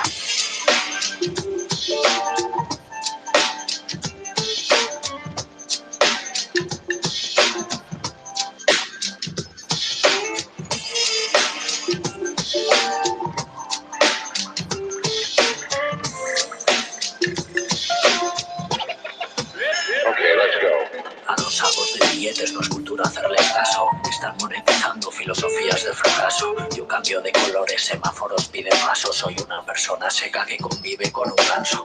Cristos que preparo, profetas en todos lados. Al final siempre paga el último que se ha excusado. Trabajo suspirando para el gremio de cansados. Viviendo sin saber a dónde ir ni qué ha pasado. Los límites de la realidad como en Twilight. No esperan tu cariño si la pasta de tu like. Quieren las 99 muertes del Fortnite. Quitarse de un problema, ver tranquilos el late night. Rapeando en 4K sobre una tarjeta Nvidia. Siempre se jode algo, pido estar tranquilo un día. La suerte está echada, despertar la culpa mía. No sé qué coño miran, les pongo a vendimiar.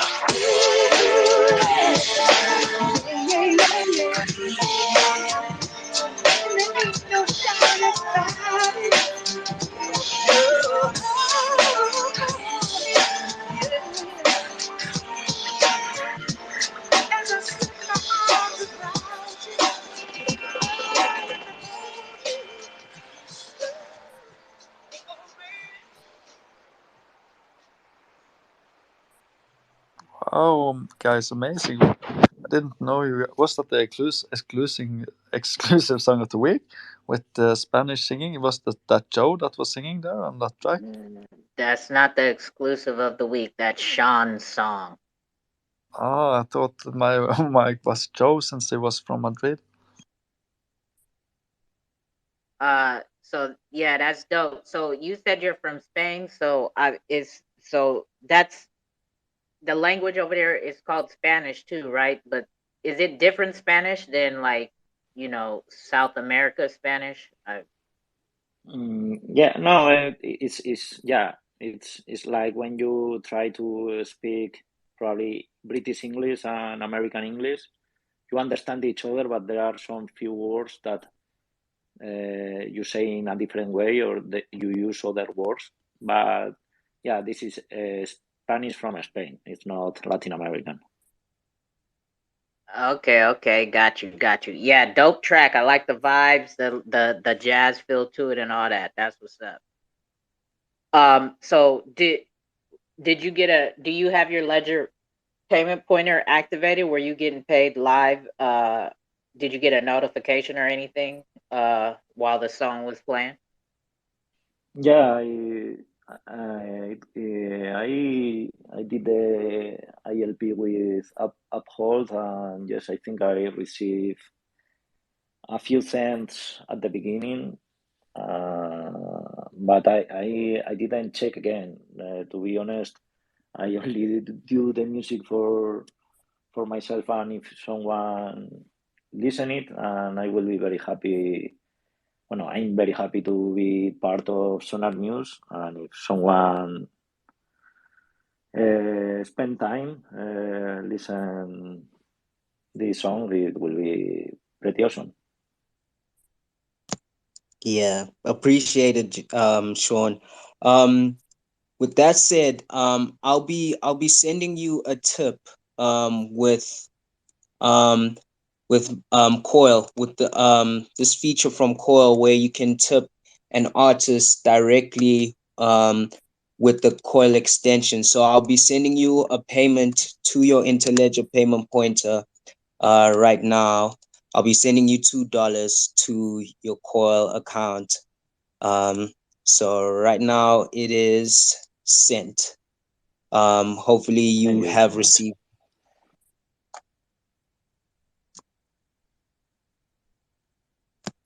And yeah, so that does sum up the whole Sona Muse for artists, showcasing for now until we do on-ramp the next set of artists, and then we have our launch. But yeah, we do have quite a variety of artists, and I am looking forward to having more artists on ramp onto the platform. It has been a pleasure listening to all these artists and seeing experience all the different talents, different genres as well, because I didn't know there was quite a vast amount of music like this. So this was a journey for me, as well as I was building the platform, listening to all these songs. So I do appreciate everyone who has taken part and who initially sent music. So sending these tips was really great. So thank you guys for joining in. And yeah, I really appreciate you guys, and hopefully soon, yeah, we will have some updates coming soon where you guys will be able to upload more music yourselves, and experience doing more on the platform, because there are major updates that we have coming soon. So yeah, be on the lookout for that. So thank you guys. Thank you, Joe and Sean, for pulling through today. Thank you for having me, guys. Have a good night. Bless up, bro. Yeah. Thank you for pulling up. Truly appreciate it. And yeah, dope music from the both of you guys.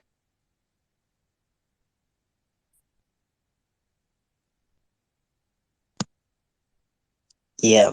So that was the whole segment of playing music on the platform, and we didn't even get to the topic at hand, which Lemmy, man, we definitely, I don't know if you want to move it to next week, or do you want to still talk on this topic this week? Yeah, we could save it for another week, if whether it's next week or in a later time. Yeah, because the topic at hand was just about like what has been going on in the music industry, but um yeah, it seems like, yeah, we definitely gonna be getting to the end of the show. So we can start like speaking on the song of the week. um would would you be keen to play the song of the week right now, or do you want to still have a bit of conversation? Yeah, it's whatever. It's all on y'all. Y'all let me know. Oh yeah, we can get it to the song of the week. Hold on, I thought. Hey, Too Cold is on that trigger, yo. Yeah, but yeah, let's explain the song and get into it. So yeah, let me be the one who started the track. So yeah, let's get to it, bro. Name of the track is called "The Ripple Effect." Originally, I mean, I've been had a concept for the ripple effect. You hear that term being used way before Ripple even came out. Like, it's a rippling effect or something like that. Like, when shit is going on in life, like domino effect, ripple effect, and shit like that. But we got introduced to Ripple, and I was just like, man, it would be dope to make a song like this. So I always had this concept in my mind that I want to make a song called "A Ripple Effect," and I thought that now that we hear it with the XLS, the whole XLS 20. I know the amendment got pushed back. The whole thing with that, they gotta push it back due to a flag with the trust lines or whatever, and then there was a suggestion made from a few people in the community that we should use rippling and pathfinding to be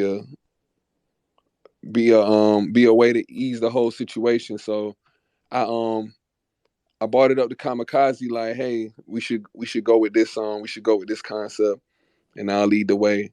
But they found another alternative was made, but shit, at that point we already had my mindset that I still wanted to make the song. So shit, it's the ripple effect is not necessarily about that track. It's not necessarily about that topic, but it's just about a whole bunch of things going on within the crypto space, and we just trying to embody everything, just bringing life together with the crypto. So Kamikaze sent me the beat, and I decided to pull a whole shift on it. I rapped the whole beat, you know what I'm saying? So the song is pretty longer than usual. It's gonna be a pretty long song.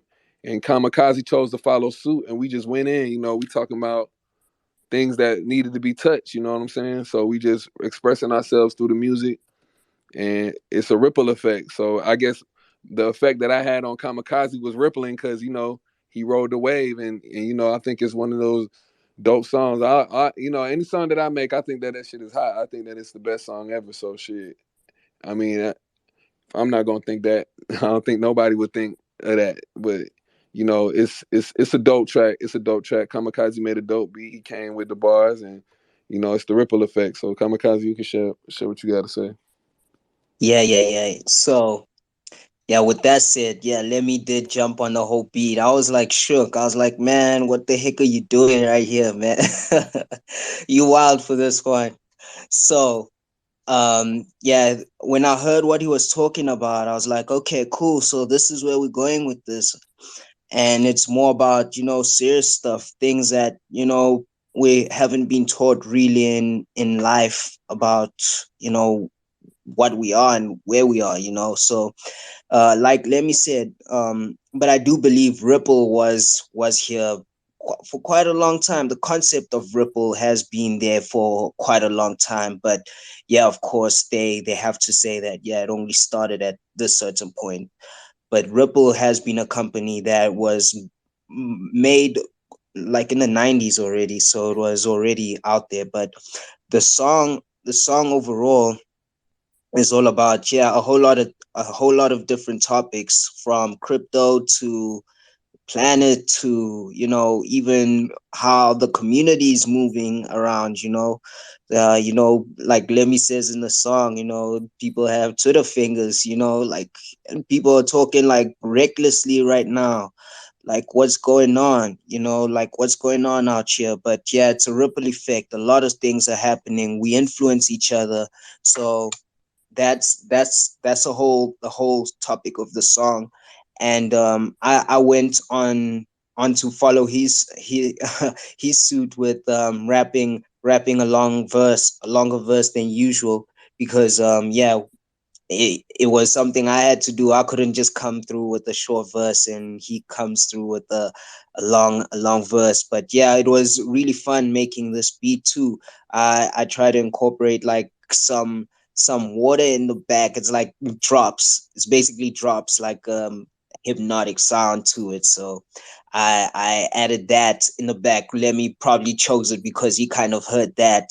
I low key put that on purpose. I knew you would kind of choose that beat low key, because yeah, it had that feel to it. So yeah, the whole purpose of the whole purpose of the track, yeah, is to speak on those topics. I see Rob has a question though. What's up, bro? Hey, I just was chiming in, man. I got a class I got to attend, so I didn't just want to pop out to space. You know what I'm saying? Just like that. So I wanted to wish you all a very, very good day, and I will definitely be back next week. All right, for sure, bro. Appreciate Shout you out to pulling you. through. Bless up. Shout Peace, out, y'all. Thanks, bro. Have a y'all. good Have day. a Thank you good so one. much. Be safe. Thanks for pulling up and joining the conversation. You know what, you called. I appreciate you for always allowing me to come up and and join in the conversation. So mad love to everybody in the room, and I'm gonna definitely let more people know about it, because more of us need to know this is a great space. For for sure, for sure. sure. Everyone's welcome in here. Yeah, catch some vibes. Invite people to play their music too. So yeah, that's the track of the week. Ripple Effect. So yeah, Ripple Effect by me and Lemmy, produced by K Monster. All right, here we go. Here we go with the track of the week from Lemmy and Kamikaze, exclusive track that you can only hear here. All right, so let us get to this. The Ripple Effect.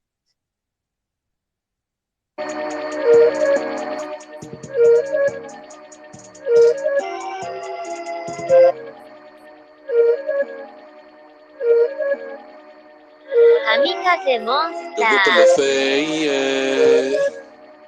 It's in my wallet, yeah. Cruising pathfinders, no Nissan is the foundation that we want. And so above, so below, water's more important than the gold. I just go with the flow. There's some things that you don't know, like the firmament. Check the Xrp logo. Going up, I'm going solo. I'm way up like Mr. Pope. Well, my life is picture perfect. I ain't got time to take photos. Pixelate rowboat. I ain't monkeying around, standing tall like these mountains that were once trees above ground. They won't tell you the truth, all the answers can be found. But all you people are sleeping, no TLC, I ain't creeping. I'm just truth seeking, cause I use my dome like the shape of the earth, yeah, that's our home. Gotta keep it low, or else they'll suicide me, then I'm gone. Gotta hold on like some strong, ain't faking shit like Neil Armstrong. They can't get through, so they shooting bombs. Countries can't get along, but they signed the Arctic Treaty. The writings on the wall like graffiti, so icy like Quavo and Sweetie. And that's such a weird polity. Damn, that's the truth though. You can't see the roof though. Off top, that no roof flow. Like butter, gotta keep it smooth though. Ripple leaf fake, swimming pool flow. See fakes, I keep it cool though. They ain't rushing, but I make moves slow. And I show them how to move in a room full of vouchers. Whitewashing, now I see there's a few cultures. Gotta let it go like Elsa, but I can't stomach it like Elsa. Seeing things change, watch them alter. Cash is the sacrifice on the altar. My bread is gluten free, that's my crypto. Saving so I can buy a crypto. Can Bloods invest in crypto? Gotta keep it moving, I ain't no crypto. Moving in silence like I tiptoe. Thank God for the waters, I invest in Ripple. It's in my wallet, yeah. Cruising pathfinders, no Nissan is the foundation that we want. The Ripple Effect, yeah. It's in my wallet, yeah. Cruising pathfinders, no Nissan is the foundation that we want. Take a picture, click, click, no Nikon. Can't mess with some of these tokens, they some peons. I'm buying all of these dips, I'm so cheap, man. My own decentralized bank, he, ha, ha. Don't be a jackass and miss out on the greatest transfer of wealth. Fourth industrial revolution, I'm checking on niggas' health. You thought it was funny, huh? Thought shit was keen and not care. Trying to get your groove back, I thought these niggas was stellar. Yeah, I got a lot of stellar. Yeah, it's on my nano ledger. Yeah, it's a lot of red on the charts like Liverpool, I'm a header. Yeah, I know it's big cheddar. Yeah, I know ISO is better. I don't believe in Elmer Fudd, Chris Diamond hands made out of pressure. We bustin' pipes, Atlanta Braves with a strike. Making plays overnight. Mary Jane take a flight. Married to the game, throw the rice. Caught by tungsten. Notre Dame munchkin. I'm back on a Wednesday. Told y'all I'm the sensei. But I ain't saying what to do though. I hate those I don't have a clue folks. I ain't lying, it was the truth, bro. Then they be like, damn, whoop-de-doo, oh. Then take all that shit you told them like they knew it first, they stole it. Like X-rated, bro, they trolling. Gucci man, bitches, you rolling. Ain't no ifs, ands, or mites. The community getting cutthroat without a knife. A lot of Twitter fingers going, I'm not the type. You gon' see and feel and know when I stop being nice. And be feeling like Dre, talk to me nicely. Check them like Nike. Shout out to Too Cold. Yeah, we so icy. Like the flat earth with the Antarctica ring. It ain't over till the fat lady sing. Better get Lizzo. Oil like Crisco. I can't do food products with Kellogg's or Nabisco. Is he Nigerian? All these O's he serious. Bank statements so verbally on the blockchain, they tryna search for me. I'm on a decentralized currency, no to the service is permanently permanent. The firmament, the ripple effect, I earn the shit. Look it up, DYOR, long-term game, my friend. If your wallet is centralized, make sure you get that shit off the exchange. I hate to see folks going out like a lame. I hate to see folks missing out on this train. I'm from the A, where we like to play, but I'm finna beat these folks at their own game. The ripple effect, yeah. It's in my wallet, yeah. Cruising Pathfinders, no Nissan is the foundation that we want. The ripple effect, yeah. It's in my wallet, yeah. Cruising Pathfinders, no Nissan is the foundation that we want.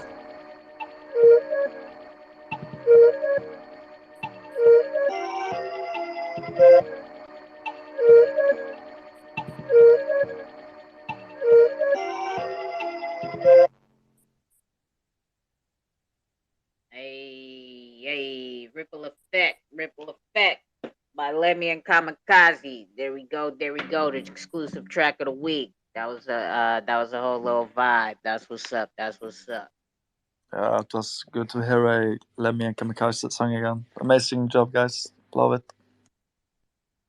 Appreciate it, man. Like to Thanks, be bro. honest, that track let me like I won't lie, it's been on repeat for quite some time, man. It's been in my head. Like I it's something I really vibe with. So yeah, appreciate that one for sure, bro. Really is one of those ones. We definitely have a track list right now. We have a really huge set list right now. Yeah, it's a dope track. We just made it, so you know a lot of things gonna resonate from that track. Like as time goes on. Yeah, it's hard, man. It's hard. It's definitely. I haven't made a song like this before where I feature and just did the whole thing. Like I was telling you, um, I blame you for doing that, for bringing up that topic. Short songs and shit like that, short and long songs, and then Jay-Z went and did that whole verse, like the length of a whole song, and then I seen Megan Thee Stallion doing a interview where she talked about Future. She paid. They paid. She didn't. Her and her label paid $250K for him to get on the song, and he did the whole beat.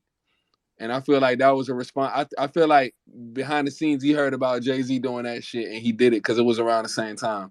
So I'm just like, all right, this what folks want to do. I'm gonna start doing that shit when I feel like it too. Then, so it's for the love of the game. It's just showing how much you love the craft. I haven't been able to work on my craft every day like I once was. So it's just like exercising for me, man. Just trying to keep myself doing my crunches, my arm curls, my squats. It's like workout shit. You guys must Yeah. have at least 2 or 3 albums now ready for all these all these Wake and Bake vibes. For how long have you have hold these Wake and Bake vibes now to go I since think it's February, 25 March? weeks. Yeah, 25 episodes already, yo. Like it's wild, but yeah, I think we only had like 24 songs because there was one week that we missed out because I had an issue with my side. I had a power outage, so I couldn't bring the song of the week in time. But yeah, we 25 weeks in. I think we do have 25 songs though, or even more than that. But yeah, we going strong right now. That's basically, yeah, almost 3 albums if you can consider it like that. 3 EPs for But sure. yeah, it's wild, man. It's wild what we doing right here, man. Like we're gonna keep going though. We will see where it goes and where it leads us. Cause yeah, we definitely enjoying the vibes, and we have a lot of things to talk about now. We definitely have a lot of things to talk about, especially that tweet that you sent me earlier about Twitter fingers, man. The Twitter fingers, yeah, man. It's lit. It's really lit out here, man. Um, we seeing some crazy people out here on the streets, in the XRP community. They doing their things, but yeah, we also have some other deeper stuff to talk about, especially if you heard in the song we were talking about stuff like, you know, the flat earth. I don't know if people believe in that thing, but like uh yeah, that's stuff that we weren't even taught. But yeah, you got to do your own research, like Lemmy and Too Cold always say, you know. So yeah. Look it up, DYOR. But nah, for real, we you know, in the songs, if you know, and we're gonna have a song appreciation episode soon, because I know everybody might not remember all the tracks we've done, but I can just give y'all a quick timeline of where we've been going. You know, I came into this space on the crypto wave, but then, you know, we came in on some real shit. We talking about the real shit in the music, and then we got a few songs where it's like we catering to the one. We got like 2 songs like Pokemon and Mane, but you know, we tapping into some real shit. And as me and Kamikaze grow musically, we're finding things that we have in common, certain beliefs and shit like that, and we ready to talk about in the music, certain things that we're learning. You know what I'm saying, about the world, and we want to enlighten y'all through the music with it. That's what we've been doing. That's what we've been and you guys have been receptive to it. So shit, we just gonna keep riding that wave. You know what I'm saying? It's like, it's life. You know what I'm saying? All of this shit is connected. So we want to connect it now. Crypto is new. It's fairly new. It's new to them, but we knee deep in it. We knee deep in it, and we wanna add it to this whole new this whole new music revolution. You know what I'm saying? Like, it's a part of life, so we gotta add it. We gotta express it the way we see it. You know what I'm saying? So, shout out to Kamikaze, shout out to Too Cold, and shout out to everybody in the space for just, you know, supporting us. And you know, we gonna continue to give y'all get the streets what they need. You know what I'm saying? Not necessarily what they want. And, you know, we gonna give y'all what y'all need or what we feel like is needed. 100%, yes, because I do believe that, yeah, there comes a time here in Web3 where the labels aren't going to be in control anymore, and it is coming to that. So the content can be now free. We can now freely speak about things that we want to speak about, instead of, you know, trying to cater to what the public is used to and what the major labels are putting out there now. So rather educate you guys on things that, you know, we believe that you need to know, because there's truths that aren't being, you know, spoken about. They're covering up things. So we trying to, you know, lead you guys away from those distractions and get to know what's really out there. Because like what I said, yeah, there's some things you don't know that you don't know, you know, like the firmament. Check the XRP logo for some of you guys that don't know. There's a reason why it's shaped like that, like an X, but it's not. That's so above, so below, you know, ripple effect for real. So yeah, we definitely gonna be speaking about a lot of deeper things, just like how we spoke about, and it all started with the song Necromancy. It's crazy how it just started from there, it just rippled from there into what we have now. And yeah, we definitely gonna keep going from there, and keep bringing, you know, a different aspect to the music than just crypto. But yeah, it is mostly about, you know, educating you guys, educational music overall. So yeah, that's what we're gonna come with. We will have fun here and there, but mostly, you know, enlightening people. Is that also a problem? You can't even speak about what you want, even. Yeah, I do believe it is a problem, like in the music industry. That's why they, you know, filter a whole lot of people. Um, and you won't see most of these people, you know, coming up in the industry. There's not a lot of people who speak the truth that are out, you know, in public and known like that. Only a select few, but they choose what they want to say. Only a select, they only speak about select few things, not the deeper aspect of things, you know. They speak about like maybe oppression and you know, all the things that happen as distractions that happen in the world, but not the real stuff, you know. Oh yeah, more reason to What's your take look on that? forward to decentralized everything. I get this shit. Yeah, not the real deal Holyfield. Yeah, exactly. What's your take on that, Lemmy? Do you think they are hindering people from speaking the truth in music, or is that just like something that's not true? Nah, that's the truth. What did you send me something? I was listening to something yesterday where somebody was talking about Jimmy Iovine like stopping somebody. Who was it? Damn, Young Buck. Young Buck. They say Young Buck wanted to drop a song about police brutality. I don't know if it's you sent it to me or if I found this shit online. But Young Buck wanted to drop a song about police brutality on his album, and Jimmy Iovine said no. You're gonna cause an uproar with that song. We can't put that on your album. And we spoke about this already. We spoke about this in one of the episodes where if like I study hip hop long enough, if you look at all of that, a lot of these albums, they have a certain structure.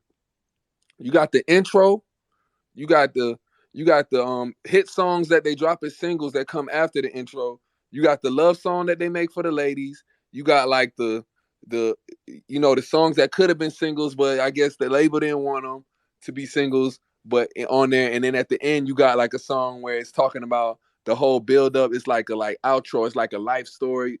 Them niggas telling their life story, and they might have like the police and justice song at the end, like the serious songs at the end.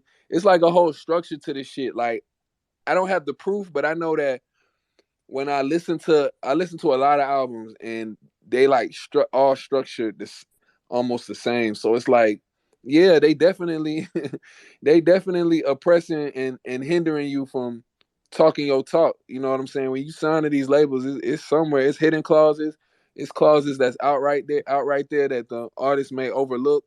That is like, hey, you basically got to do what we say. You know what I'm saying? So here with us, like people like me and you, artists like me and you, we talking whatever we saying whatever we want to say, and we haven't got red flag yet. So that should say a lot. If I was in South Africa or you was in Atlanta, we'll probably be making videos already, and ain't nobody gonna stop us from doing a damn thing because we not signed. You know what I'm saying?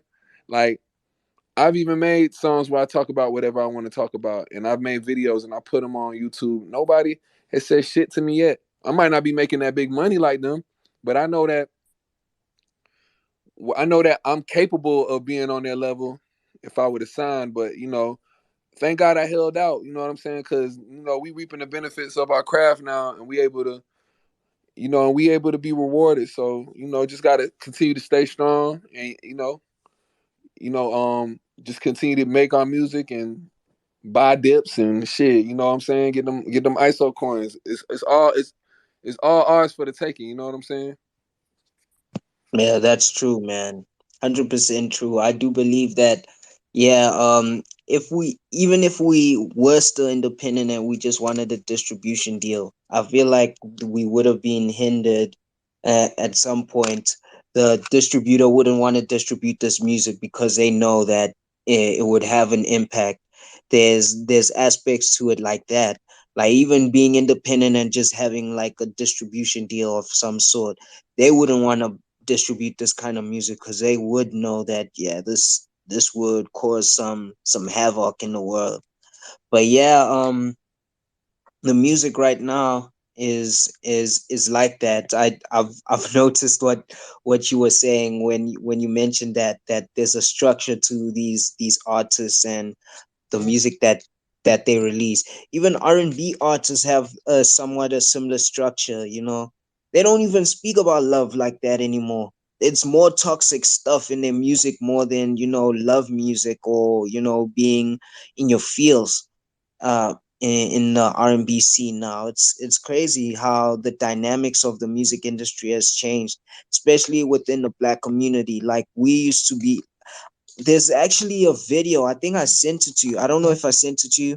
I was just watching it earlier on. Um, it's I think it's um DMC, right? DMC was speaking about how he was speaking about like college and how cool it is to rap. And I was gonna bring this in the topic today, but I'll also bring it up next week.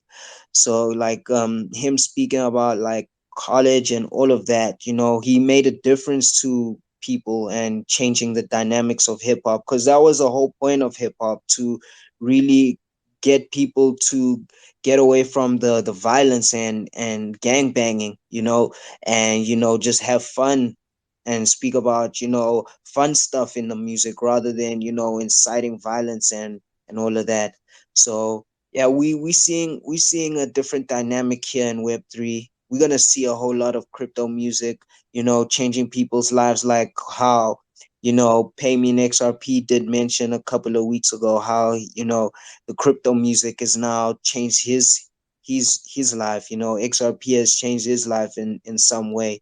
And yeah, how this Web3 music is now led him to leave his old life and lead a whole new different life of getting into crypto. So yeah, shout out to him. Shout out to him. Facts.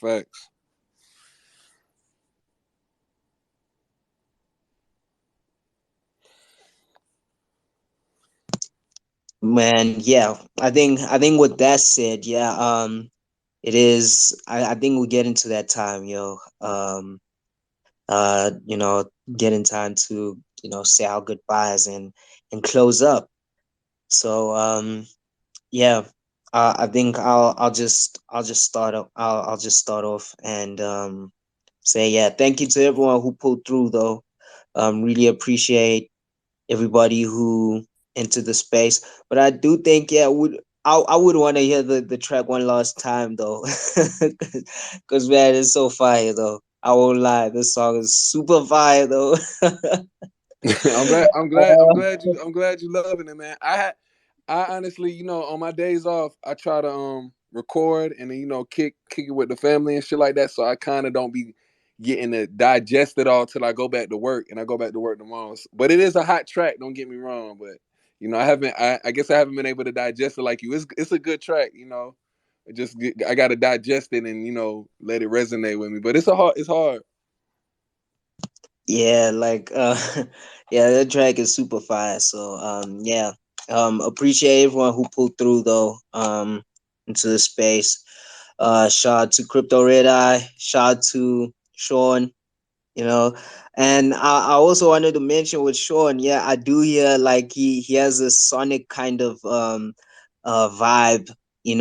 I think he has an inspiration, because I did see like in his one of his previous headers, he had like the Sonic or Sega kind of writing with his name on. So he's inspired by maybe the old school, games and all of that.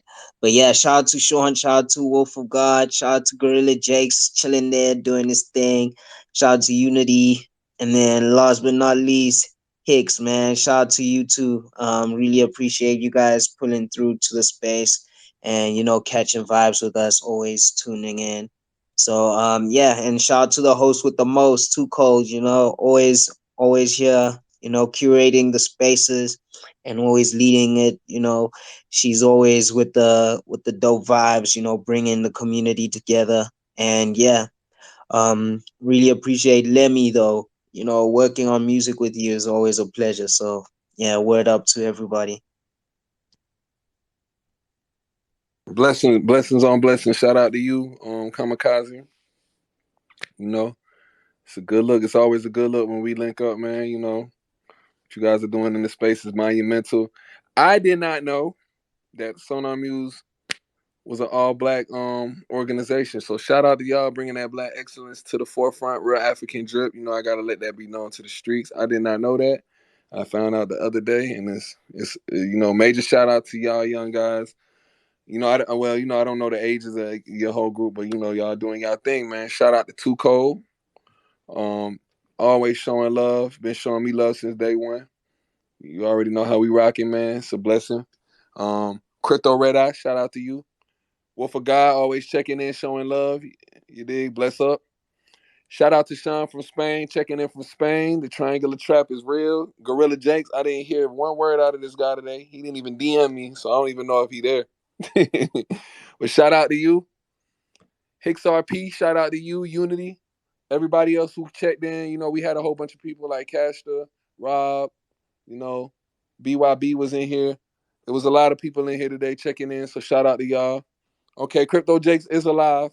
He just sent us an emoji, so bless up. You already know Jakes. Holla at me, bro. Whoa. I'm too cold. If you want to play that song again, you can, but you know, I understand. But we can get up out of here too. Y'all check in with All you. right. Here we go. Yeah, thank y'all for pulling up for the Wake and Bake Vibes. Y'all know how we do every single Thursday at 2 p.m. Eastern with our guys Lemmy and Kamikaze. Y'all know the vibes. My schedule is on top of the Jumbotron. If you guys need to catch and keep up with all the scheduled calls that I do host. So appreciate everybody for coming and pulling up. And Lemmy and Kamikaze for doing what they do, right? So here we go with the exclusive track of the week, and then we're going to get up out of here. You dig? So here we go with Ripple Effect one more time.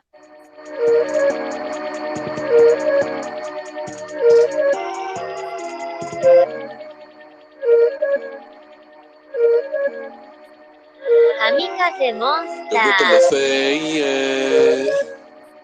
It's in my wallet, yeah.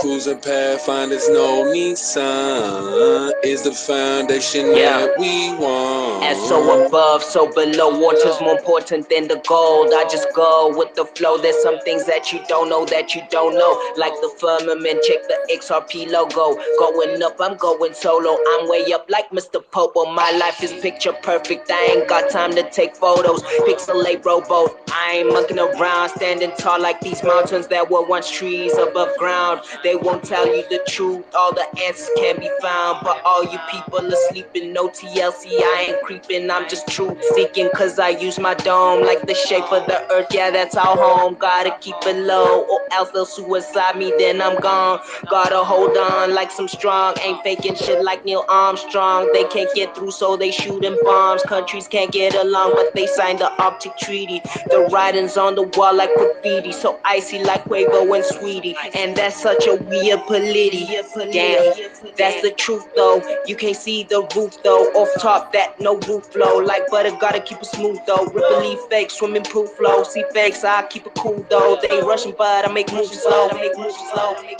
And I show them how to move in a room full of vouchers. Whitewashing, now I see there's a few cultures. Gotta let it go like Elsa, but I can't stomach it like Elsa. Seeing things change, watch them alter. Cash is the sacrifice on the altar. My bread is gluten free, that's my crypto. Saving so I can buy a crypto. Can Bloods invest in crypto? Gotta keep it moving, I ain't no crypto. Moving in silence like I tiptoe. Thank God for the waters, I invest in Ripple. It's in my wallet, yeah. Cruising Pathfinders, no Nissan is the foundation that we want. The Ripple Effect, yeah. It's in my wallet, yeah. Cruising Pathfinders, no Nissan is the foundation that we want. Take a picture, click, no Nikon. Can't mess with some of these tokens, they some peons. I'm buying all of these dips, I'm so cheap, man. My own decentralized bank, he, ha, ha. Don't be a jackass and miss out on the greatest transfer of wealth. Fourth industrial revolution, I'm checking on niggas' health. You thought it was funny, huh? Thought shit was keen and not care. Trying to get your groove back, I thought these niggas was stellar. Yeah, I got a lot of stellar. Yeah, it's on my nano ledger. Yeah, it's a lot of red on the charts like Liverpool, I'm a header. Yeah, I know it's big cheddar. Yeah, I know ISO is better. I don't believe in Elmer Fudd, Chris Diamond has made out of pressure. We busting pipes, Atlanta Braves with a strike. Making plays overnight. Mary Jane take a flight. Married to the game, throw the rice. Caught by tungsten. Notre Dame Munchkin. I'm back on a Wednesday. Told y'all I'm the sensei. But I ain't saying what to do though. I hate those I don't have a clue folks. I ain't lying, it was the truth, bro. Then they be like, damn, whoop-de-doo. Oh, then take all that shit you told them. Like they knew it first, they stole it. Like X-rated, bro, they trolling. Gucci man, bitches, you rolling. Ain't no ifs, ands, or mites. The community getting cutthroat without a knife. A lot of Twitter fingers going, I'm not the type. You gon' see and feel and know when I stop being nice. I be feeling like Dre, talk to me nicely. Check 'em like Nike. Shout out to Too Cold. Yeah, we so icy. Like the flat earth with the Antarctica ring. It ain't over till the fat lady sing. Better get Lizzo. Oil like Crisco. I can't do food products with Kellogg's or Nabisco. Is he Nigerian? All these O's he serious. Bank statements so verbally on the blockchain, they tryna search for me. I'm on a decentralized currency, no to the service is permanently permanent. The firmament, the ripple effect, I earn the shit. Look it up, DYOR, long term game, my friend. If your wallet is centralized, make sure you get that shit off the exchange. I hate to see folks going out like a lame. I hate to see folks missing out on this train. I'm from the A, well we like to play, but I'm finna beat these folks at their own game. The ripple effect, yeah. It's in my wallet, yeah. Cruising pathfinders know me, son. Is the foundation that we want. The ripple effect, yeah. It's in my wallet, yeah. Cruising pathfinders know me, son. Is the foundation that we want.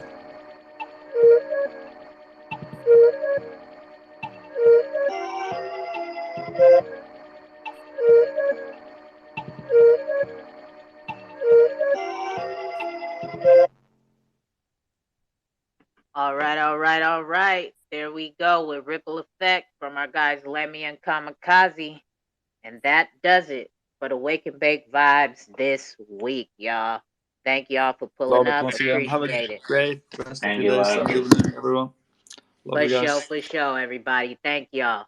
All right, Kamikaze, Lemmy, Jakes, Unity, Sean, Wolf of God, R6. We up out of here, y'all. Till next time. We gone.